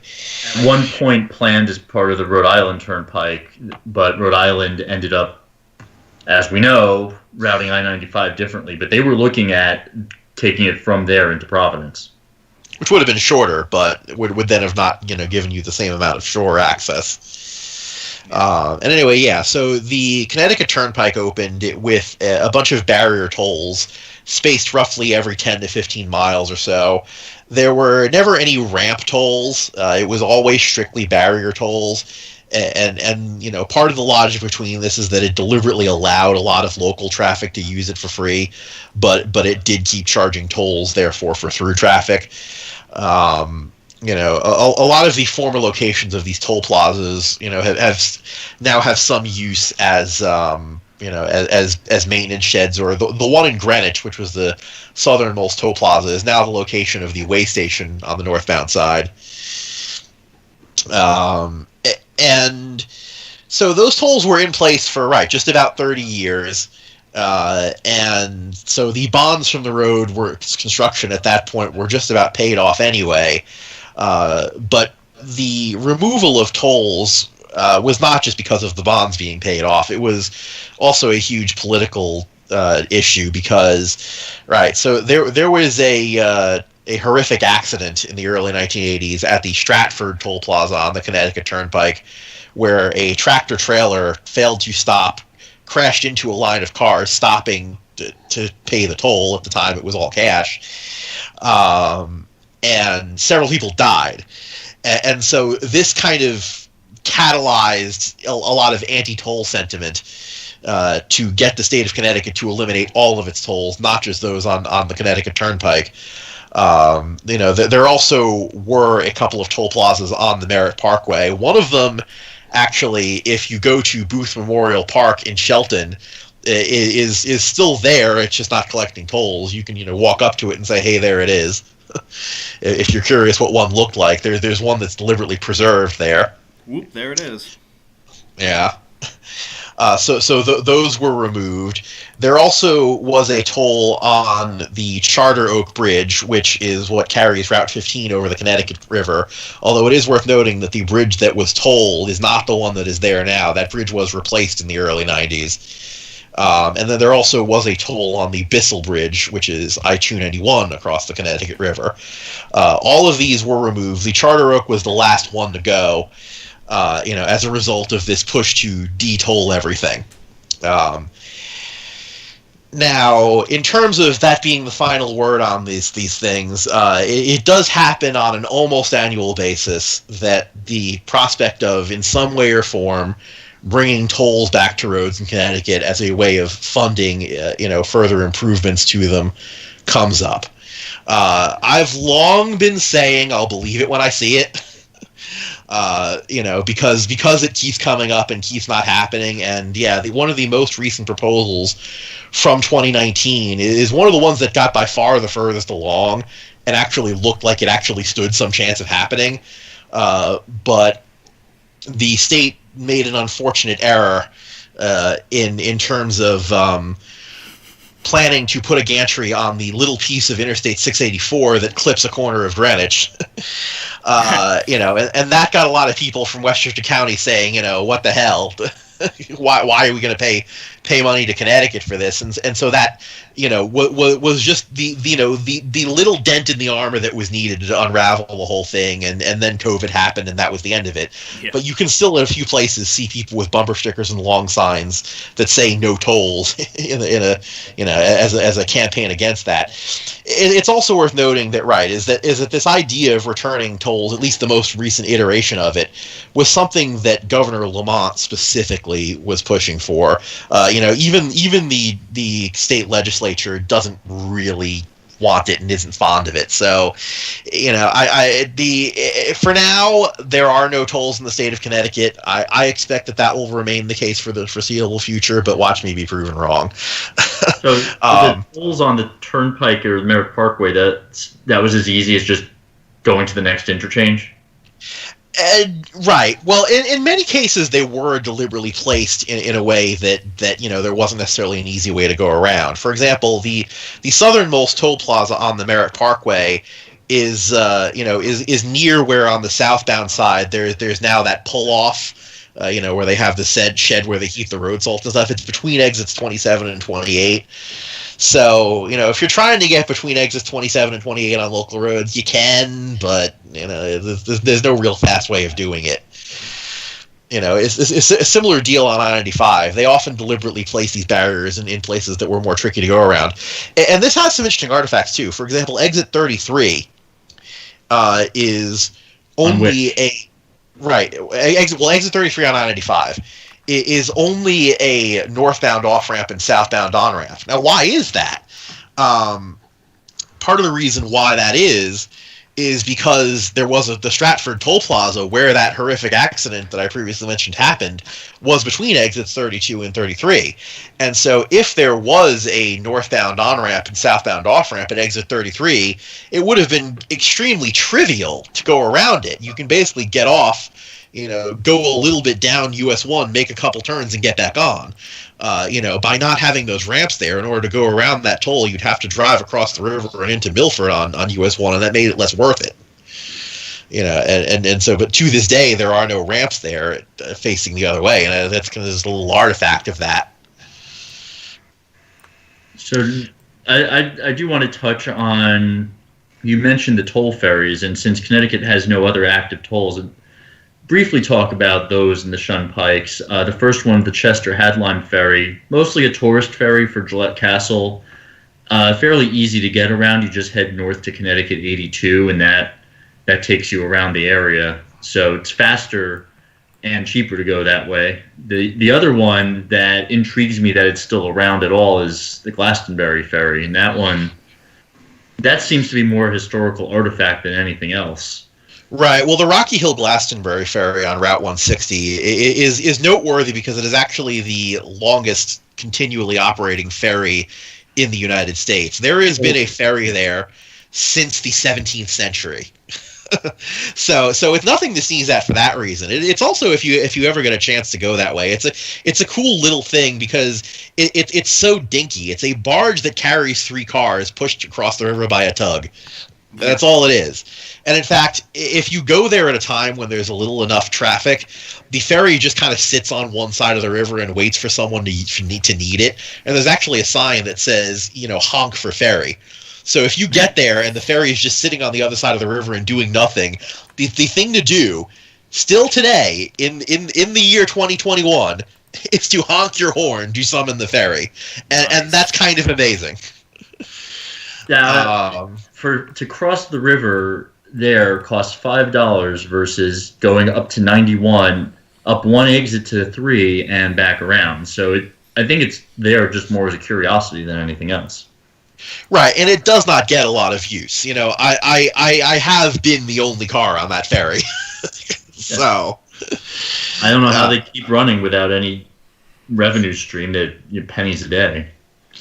Yeah, I think that right. It's preserved as for its historic significance as the oldest such thing in the country, partly, and there was several years ago actually a plan to completely suspend permanently service on both this and the Chester Hadlime ferry, and there was a campaign to save them, which ultimately was successful. That they rearranged some money and found out a way to keep them running. And one of the things they did too was they raised the fare. It's $5 now. It used to be $3. Still not that expensive, but. So to close out Connecticut, mentioned Route 3. That's also the best Shunpike for the charter oak toll when there was one. If you're coming up 91, it's signed now as a bypass to take 3 to 2 and come around, and that. The Putnam Bridge was always free there, so that would have been your Shunpike there. Right, and then you can get back to 84 from 2. Yeah. 291, the Shunpike is just stay on 84 and deal with traffic. Right, it's just to go through. You were paying there for the privilege of avoiding. Back then, the thought was you would avoid all of Hartford, and once here's the thing about this that's worth noting is that at this point, if you were going through from 91 southbound to 84 eastbound, even though that's kind of an acute angle move, it actually probably would have made more sense to continue going through Hartford because I-291 east of exit 4 was not built yet. That didn't open again until the early 90s. So when there was a Bissett Bridge toll, it was a toll that just took you across the river and dumped you on US 5. It took you no further than that. But had they built out at least the northern half of 291 as intended, the toll would have made some sense. But even with what they ended up with, who would pay the toll? If it was tolled, you can bypass 84, but then you've got to get into Hartford on 91 instead. It doesn't help you very much. Right. One other thing I do want to mention before we move on, because it has come up, is the idea of Connecticut Turnpike shields. So yes, there was a shield that you saw for the Connecticut Turnpike. It was on this page before it was taken over by Rhode Island again. Oh. So the name Connecticut Turnpike is no longer in formal use. There are a couple of signs commemorating it as the Governor John Davis Lodge Turnpike, which is the man who was governor of Connecticut when it was built. Otherwise, everyone just calls it I-95.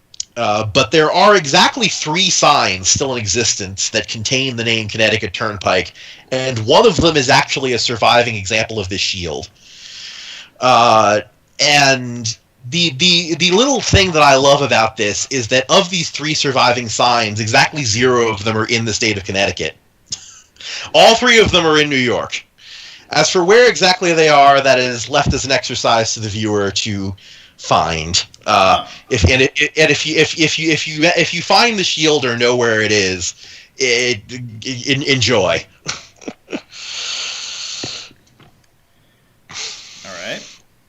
On to Canada? You want to go to Canada? I really would love to go to Canada, let me tell you. Okay. Oh, Canada. Quebec. My native land. I definitely want to go to Quebec. I know you do, Steve. I know this is right up your alley.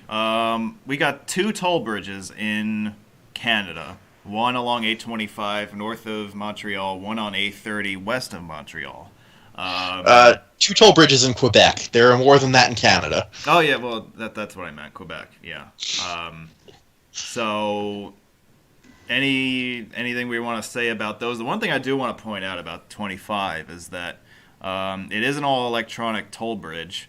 And apparently Quebec they don't like to charge non-Canadian plates for it. I'm not even sure they charge non-Quebec plates. I know for a fact I never got a bill for the 72 times I crossed 825 a few years ago. But Right. I don't know. Is that changed since then? Like I don't know what the story is on that. I haven't exactly kept up with it. That's my understanding. They, unlike Toronto, whose shield you did feature on the cover page, Quebec seems to have no interest. Yeah, see, I was thinking of you when I included that. Yeah. Right, I think part of the issue here is that in order to bill plates from outside of Quebec, the MTQ, the Ministry of Transportation for Quebec, which I'm not going to attempt to pronounce in its French way, because you'll all just laugh at me, is right. They need access to the database of whose plate is what's, and rather than working with a lot of jurisdictions, the thing about the A25 bridge is that it's connecting, Laval to the North Shore. It's in such an odd place. There is really very little reason for anyone who's visiting Montreal or Quebec in general, from the United States or anywhere really, to be using that bridge. It's very much local use. And so the amount of revenue they're losing by not chasing after out of province plates is not that great, and so I think they've more or less just decided it's not worth the bother. Nonetheless, yes, I have driven across that bridge with Connecticut plates, and I have never gotten a bill in the 10 years almost at this point since I've done it. Never got a bill. To add on to that, both of these are relatively new bridges. The 25 bridge was to complete the formerly incomplete auto route across the river, and 30 was a westward extension of what formerly ended in Châteauguay. So in both of these cases, if you just use an older map, you're going the exact same way you always did, and that's your Shunpike. So there's really not much to talk about with Shunpiking. For 25, the auto route itself used to be signed on Quebec Route 125. That's still the most convenient way around it. Depending on your destination, maybe you would go 40 to 640, but that 125, the historic route's relatively simple. Right, and if you don't have Quebec plates, you don't need to Shunpike it. Just drive over it. Right, the bridge is your Shunpike at the same time. And for 30, you have the old 201 bridge, which at one point was intended to be part of an auto route, and may or may not have been auto route 920 secretly. So you could go that way. It's a bit out of the way if you're going to circle back around to Vaudreuil d'Orléans, but then just go stay on the north side of the river. Then you don't have to worry about it. Yeah.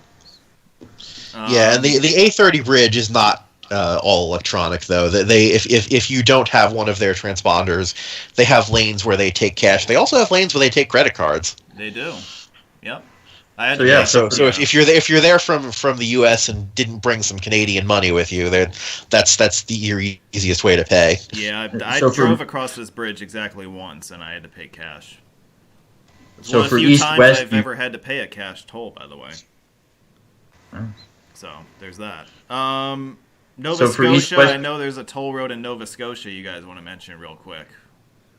There's a toll road and a couple toll bridges. All right. Take your pick. Go for it. Well, the toll road is the Quebequid Pass Highway, which is interesting because it does not traverse a mountain pass called Quebequid. Okay. The name is just because you get to pass by the old highway. It's weird. But it is Trans-Canada 104, part of the main route from Amherst and the New Brunswick border down towards the rest of the province and Halifax. It is, I think it's like $4 Canadian or something like that. But it has a fantastically scenic and enjoyable Shunpike route that is just the old Trunk 4 highway. Okay. So I have paid that toll precisely once, because every time since then I've taken 4. So what about the toll bridges? The toll bridges. Well, there's no good way to shunpike the Confederation Bridge unless you're swimming. All right. Well, hold on. We're still on Nova Scotia. Let's stick with Nova Scotia for now. Yeah, Confederation Bridge is in New Brunswick. I always forget that. Okay. Yeah, the maritime provinces all kind of mold into one for me for some reason. I always forget about the existence of New Brunswick. That's fair. That'll give you. Yeah. The question is it in central, north, or south Jersey? Yeah. New Brunswick is just, hey, look at me. Don't forget New Brunswick me. is central Jersey. Yes. Yeah. Anyway, I'm sorry. We're still on Nova Scotia, right? Yeah. You have the McKay and McDonald bridges across Halifax Harbor, which are both tolled in both directions. Have those always been tolled? I didn't realize that. I'm pretty sure they have always been tolled. Oh. That tells you how often I've crossed them. They're fairly cheap. They have... I got tripped up my first time going across one of them, though, because I went through the... I went through one of the cache lanes, because they have their own transponder for the bridges and Quebec Pass called the Mac Pass, because the two bridges are both named begin with Mac. But I went through one of the cache Not to be confused with the other Mac Pass from Michigan. Yes. Oh, do they call it that too? Yep, that's Mac Michigan Pass. also has a Mac Pass. Yep. Wow. Oh, I've only done the Mackinac Bridge once. But no, so I went through like the one cache lane at I think the McDonald Bridge, and nice guy in a booth. He makes change for I like give him a 5 and he gives me back change, and I go to drive off and he like yells after me that no, you pull up to a second window to actually pay the toll. He just made the change. What? That's They have a guy in a booth who just makes change for you, and then you pull like 10 feet farther forward and there's an automated machine with a basket. This is all right. So this is like, the drive-through setup. You got to pay at the first window and then get your food at the second window. Maybe that's why they named it McDonald. Yeah. Oh my god, that's good. I don't think I've ever heard of anything like that anywhere else, right? Certainly caught me off guard. Yeah. So the only way around that is to go all the way around the bay. The Bedford Basin, this says, on the north side. So if you live in Dartmouth and you're going to Halifax, you're pretty much paying the toll rather than go all the way around. Yeah. I mean, But if you're a tourist going to Halifax, it's worth knowing that you should head west on 102 and not try to go to Dartmouth. Or take the ferry. Yeah, well, okay. Ferry costs money. Yeah. All right. So that was Nova Scotia. New Brunswick, real quick. I mean, we've got the Confederation Bridge, but I think that's pretty straightforward. There is no way to shunpike that other than not going to Prince Edward Island. However, it is worth noting. Well, all right. It is worth noting that there is also a ferry to Prince Edward Island, which actually is from Nova Scotia. Both the ferry, like the Confederation Bridge, you have to pay in order to leave Prince Edward Island, but you do not have to pay going there. Now, the ferry is more expensive than the bridge, so if you want to do both, you take the ferry there and the bridge back. I thought it was the opposite way around. No, the ferry is more expensive because the ferry has kept raising its prices over the past. Directions, years. but I definitely took the ferry going to Prince Edward Island, so that is the free direction. Right. No, I thought that the ferry was cheaper than the bridge. No. Oh. No, it's not. It was 60 versus 40 then. I'm sure it's more now.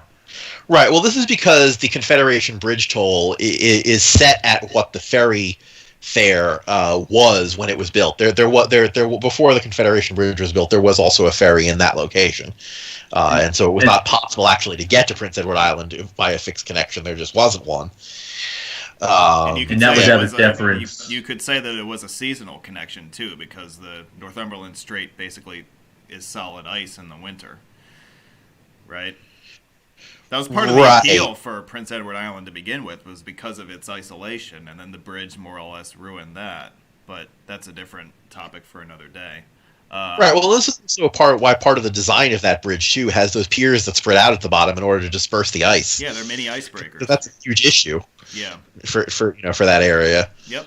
That's a fascinating bridge to me. Fascinating that they were able to build it in that environment, and the engineering behind that design was brilliant. Yeah. So that's one of those bridges I'll have to check out at some point.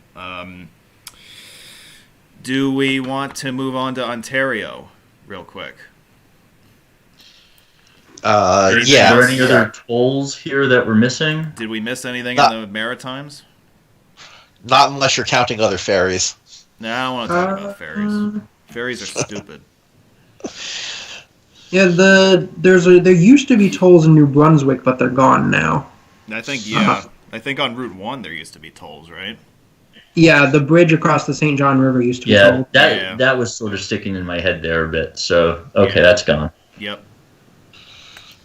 I went by the reversing falls anyway through downtown, so I didn't have to think about that. Yeah, Steve was way ahead of the curve as far as that's concerned. Well, so wait, so how long has that toll been gone for? I want to say since 2000, roughly. Okay. Yeah, it was on the 1992 map that I was using to plan my initial trip up there, but it's been a long time since I've been there. All right, because I can tell you that certainly as of 2014 there was no toll there. I drove that section of France-Canada too and did not pay for it.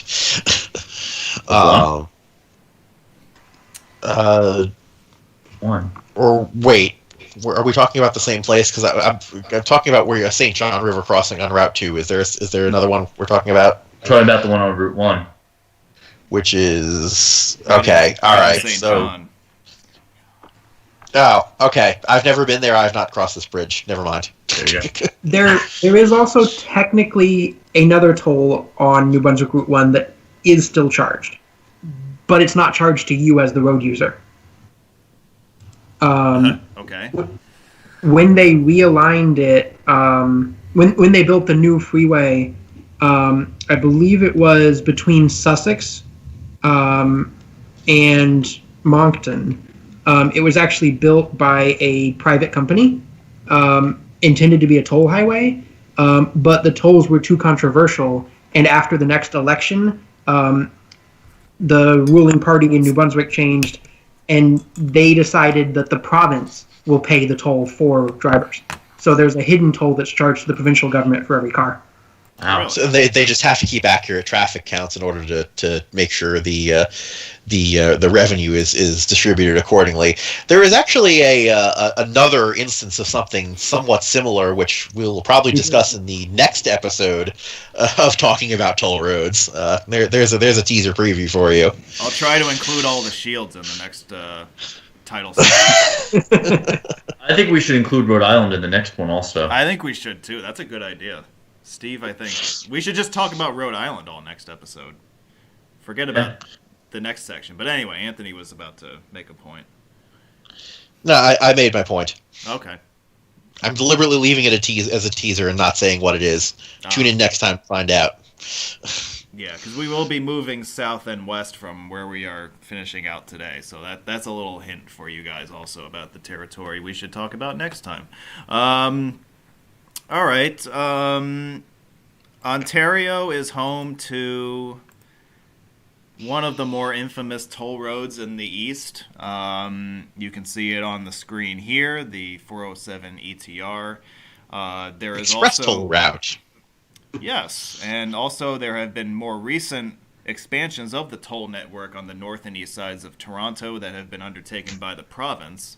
The 407 East extension, and also the toll roads 412 and 418, the west and east Durham links, respectively. I know that the 407 ETR is very near and dear to all of you, so I'm sure there's a lot that you want to get off your chest about this highway. Yeah, so the 407 ETR, right? It's always been an all electronic toll road. It was in fact one of the first of its kind in North America, and so it retains an interesting quirk as a result of this. In that, they rather than putting gantries between interchanges, as the Mass Pike has done and as some other roads are starting to do as they convert, they still insisted on putting places to read transponders and license plates, at every entrance and exit, just like they would traditionally be done for a ticketed toll road, which works just as well as putting them between interchanges, except that it means you need more of them, so it's not the most cost-effective way of implementing it. The other thing behind this, and part of why it has a special shield, is that it's not actually run by the province of Ontario. Part of the deal to build it was that it was a sort of public-private partnership, but they pawned it off on a private operator. And the private operator runs it for profit and has the ability to set the toll rates themselves. So the ETR section of 407 is actually extremely expensive. This is something that a lot of people like to complain about. And traffic counts on it are very low because of this. A lot of people do not want to pay to use it. Yeah, like for example, this video that we're watching right now is really not that far from downtown Toronto and Mississauga, but there's hardly anybody on it because it costs you like an entire paycheck to drive 10 miles. Or somewhere there. Right. And the reasoning behind this is because the operators of the road have just realized that, the fewer people use it and beat up the pavement, the less we have to spend maintaining it. It's more profitable for them to set ridiculously high tolls and have it be only a little traffic like this than for them to keep the tolls lower and have more people drive it. Yeah, it's almost like, functionally, it almost is like its own HOT roadway. I know that tolls are charged to every vehicle, but if you think about how the 407 more or less parallels the 401 for a lot of its length, this is kind of like toll lanes for the 401 in a sense. You can. I know that the toll is very extreme, but you can almost. It's priced managed lanes, except it's not managed. Yeah, right. There's a little bit of a resemblance there. Not that much, but to me, there's a little bit. Right. The other thing worth noting here is that, if you do not have one of those their transponders, you're told by plate. Unlike the 825 bridge, they do have some ability to recognize non-Ontario plates. However, they don't actually have the ability to toll plates from everywhere. The thing is, they, for obvious reasons, do not publish who they don't have the ability to toll. So we only have hints of information about this empirically. We do know they are quite capable of charging New York place tolls. And New Jersey. And I would generally assume... But not Massachusetts. Okay, we know not Massachusetts. Well, that's interesting. At least as of several years ago, I decided on a spur of the moment to take the 407 to get around traffic. Surprise, surprise. And still had mass plates at that time, and I've never gotten a bill. All right. I have a list. As of 2014 in AA roads, Ontario, Quebec are the only two provinces. States: Illinois, Michigan, Wisconsin, Ohio, New York, Maryland, Maine, Georgia, Florida, New Jersey, and Delaware. There may be others, but those are the confirmed ones. These are the states that get a bill. That get a bill. Okay. So there may be others, but those are the only known ones. Connor, we've got a homework assignment for you. Go back up there and see if they still charge. I think you have a homework assignment for me, too. Well, also it'd be different because I'm New Hampshire now, so it wouldn't be figuring out if they still charge mass. No, you'd be figuring out if now charge New Hampshire. Yeah. Wait, is New Hampshire not on the list? New Hampshire was not on the list. Oh, okay. So, see, Connor, what are you doing next weekend? I would love to go to Canada next weekend. Are you gonna get them to open the border for me? Oh, that's right. Darn. You look Canadian. Oh, shucks. I'm one generation too far removed. Well, even if you had the right to go there, you'd need to pay a 407 ETR toll to stay in a hotel and quarantine for a few days. It could be worth it. Indiana chimes in as saying them also. Okay. I gather it's a state-by-state thing, and if they think that there's enough traffic from a given state, such as Florida, they'll go to that state and carve out an agreement. Yeah, that or it may just have some effect of who's easiest to sign up an agreement with. Any states that make themselves more difficult to work with, And I imagine over time the list of states is is likely to grow and not shrink. Yeah. But so that's another incentive to get up there sooner rather than later. At least once the border reopens. If Massachusetts. If you're from one of the states that wasn't named, maybe you'll get charged, maybe you won't. It's also right. So the 407 ETR only extends as far east as what's now exit 105 at Brock Road. For quite a few years was just where the freeway ended. It dumped you into Route 7, and that was that. What extends east from there is Highway 407 with the little blue shield you saw on the slide before. That in this case is actually maintained by MTO. They learned from their prior experience and did not pawn it off on a private company this time, and so the tolls on that section of the road are therefore not as extreme. That section of the 407 extending east from there to Kings Highway 35. Along with the 412 and 418 toll roads, were built in sections more or less as part of the same overall project, which is also 35. Okay. No one's using 35. Yeah, so the 407 East and the 412, 418 connectors were all envisioned as part of the same overall project, I believe. Right. And they were built in stages. I believe it's all complete now, but... it is all complete now, yes. Yeah, so the 407 East, which is now the province-run section of 407, that one takes you as far east as Peterborough, I think. And the 412 and 418 are more or less connectors to get you from 407 East down to 401 east of Toronto.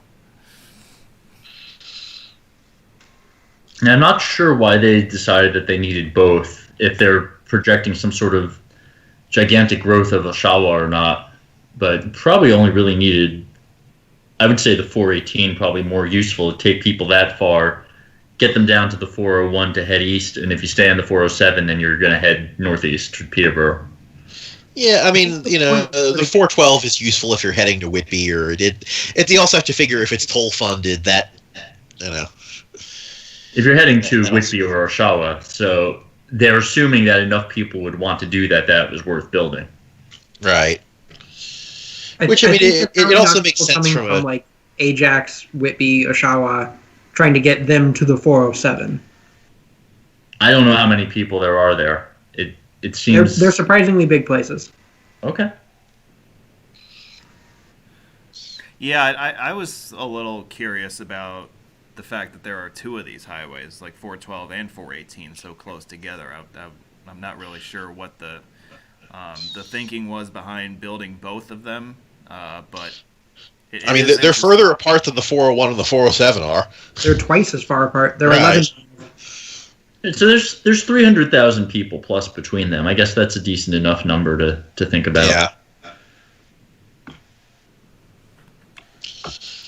So the toll rates on 407 East and the 412 and 418 are set by the province, right? As opposed to the ETR, which is set privately.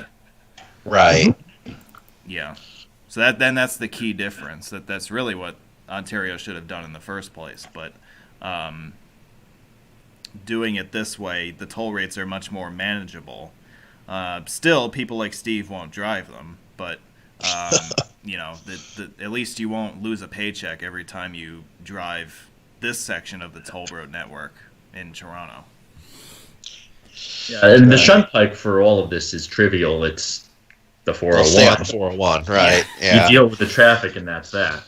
Well, and you also get to drive the part of 401 through Toronto, which if you've never done it, it's fun on its own just for how wide it is. Now, it's also worth noting here. So there are other tolls in Ontario, and there are a whole bunch of toll bridges to the United States. The ones to New York do now. So the Peace Bridge has for a long time accepted Easy Pass. For a while, it was actually the only place in Canada that you could use an Easy Pass tag because the toll plaza was on the Canadian side. But Several of the other bridges take Easy Pass now, so that's no longer a uniqueness of the Peace Bridge. If we're looking at shunpiking, you pretty much have to go east to Quebec Route 132. Yeah. So I don't think you're going to be shunpiking any of these toll crossings. Right, yeah, or west to Sault Ste. Marie, basically. No, but then you're crossing the Ambassador Bridge, so you would have to go. You're going. Well, that's what I'm saying. No, you're Okay. not crossing the Ambassador Bridge. no, you got to go all the way around to what, Minnesota?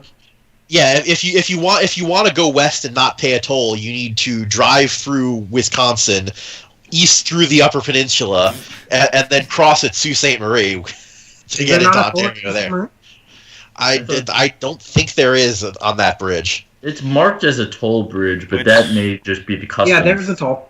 Which There's a bridge are we toll. talking Okay, about? Yeah. so then you got to take Route 61 then. Thunder Bay. Yep. Yeah.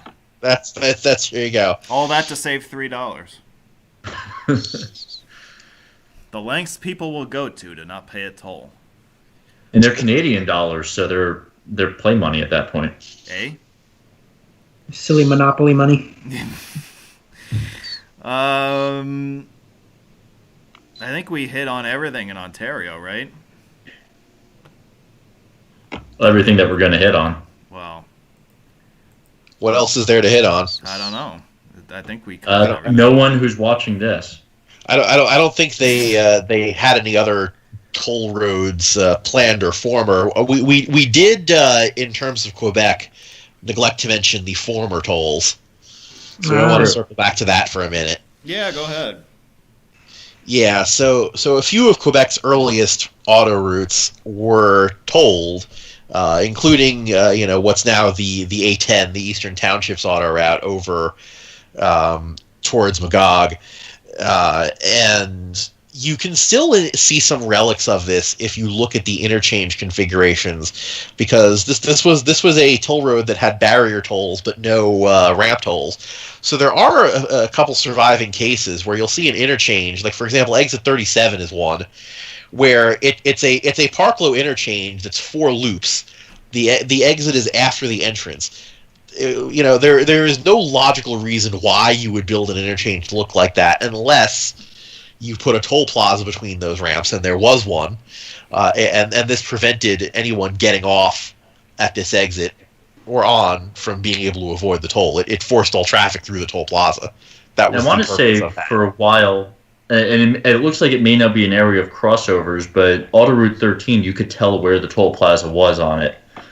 And when I first drove in 01, 02, it was a wide space in the road that was fairly obviously this was a toll plaza. Yeah, and there were some other obvious ones too, like the Cartier Bridge in Montreal had a very wide promenade there where you could tell there was a toll plaza there at one time. Actually, they did, as a quick aside of toll bridges, they did consider reinstating tolls on the new Champlain Bridge as part of the financing plan for that. However, nothing ever came of that, so that bridge continues to be free. But So the old bridge did have tolls on it at one point. It did until I think the Yes. late 80s, maybe? Something like So that. you would get to cross the historic Victoria Bridge if you wanted to shunpike that, which is fine if you're visiting the city once, but if you're commuting, you're going to be paying the toll. That sounds like hell, having to commute. Victoria over Bridge, the best part of it is when the train's coming on the eastern side, and so first they divert all traffic on one of the 2 identical redundant roadways, and boat. I'm sorry. So they've got bridges over locks, and so they'll open one of the bridges to let the boat through and divert everyone the other way. Then they'll open that bridge, close the first one, divert all the traffic the other way. Yeah. It's a fascinating setup that they've got going there, but you're on the outside of railroads on very rickety 1-lane each-way structures, so you really don't want to be on that bridge unless you're doing it for fun. It's not a viable. I love driving over bridges like that, but Yeah. not Isn't everyone. that technically maintained by CN as well? I don't know. Yeah, I don't know what the agreement is there, because it's predominantly a rail bridge that they just basically cantilevered open great roadways onto the side. So I would. And it gets plenty of use for it too, but it's just Yeah. Unless you're local to one side or the other, that would be so annoying to have to commute over there every day. Yeah. Can't imagine. I bet Carl. I bet Carl knows what it's like. We also skipped a couple of formerly tolled roadways in Ontario. Apparently, the Burlington Skyway and the Garden City Skyway also had tolls on them for a while. Yes, they did. Yep, but I don't know when those were removed. I think those were much 73. Shorter, yeah, those were much shorter lasting than the bridges in Montreal. Someone's on Wikipedia. Yes, I wanted to make sure that we had covered all our bases there. So I'm assuming that Burlington Skyway would have been before the 403 was completed, and so you're using surface streets to get around that, which is not the most convenient. And I've driven to get to the old bridge there on Eastport Drive. I've been on the surface streets, and it is not very fast. No, yeah, the opening of the Red Hill Valley Parkway out there really opened up the west side of Hamilton, and now the connection to 403 is a lot easier. But yeah, the two skyways did have tolls on them, although it was relatively brief compared to the tenure of other tolls on other highways and bridges. The eastern one looks like you'd have a bit easier time getting around that. You have the parallel bridge right there on Queenston Street, and then there's interchanges on both sides you could get to and from. So unless they told the interchanges, that one seems more straightforward, probably not as bad. But the Burlington would be a little bit of a bitch to get around. Well, I think we've hit everything in Canada that we wanted to. And we've come to the end of tonight's jurisdiction as far as our discussion on toll roads and shunpiking and everything in between. I want to thank Steve and Connor and Anthony for joining me tonight. It was a lot of fun having them along for the ride. Guys, you have any parting shots you want to get in before we sign off? I was going to just jealous. Yeah, don't all of you jump at the opportunity at once. I was going to comment that Rhode Island is awesome, and who are we dissing? New Hampshire? New Hampshire's terrible. You're terrible. I believe I said that, and I'm on the record as saying that New Hampshire is stupid, and I stand by that.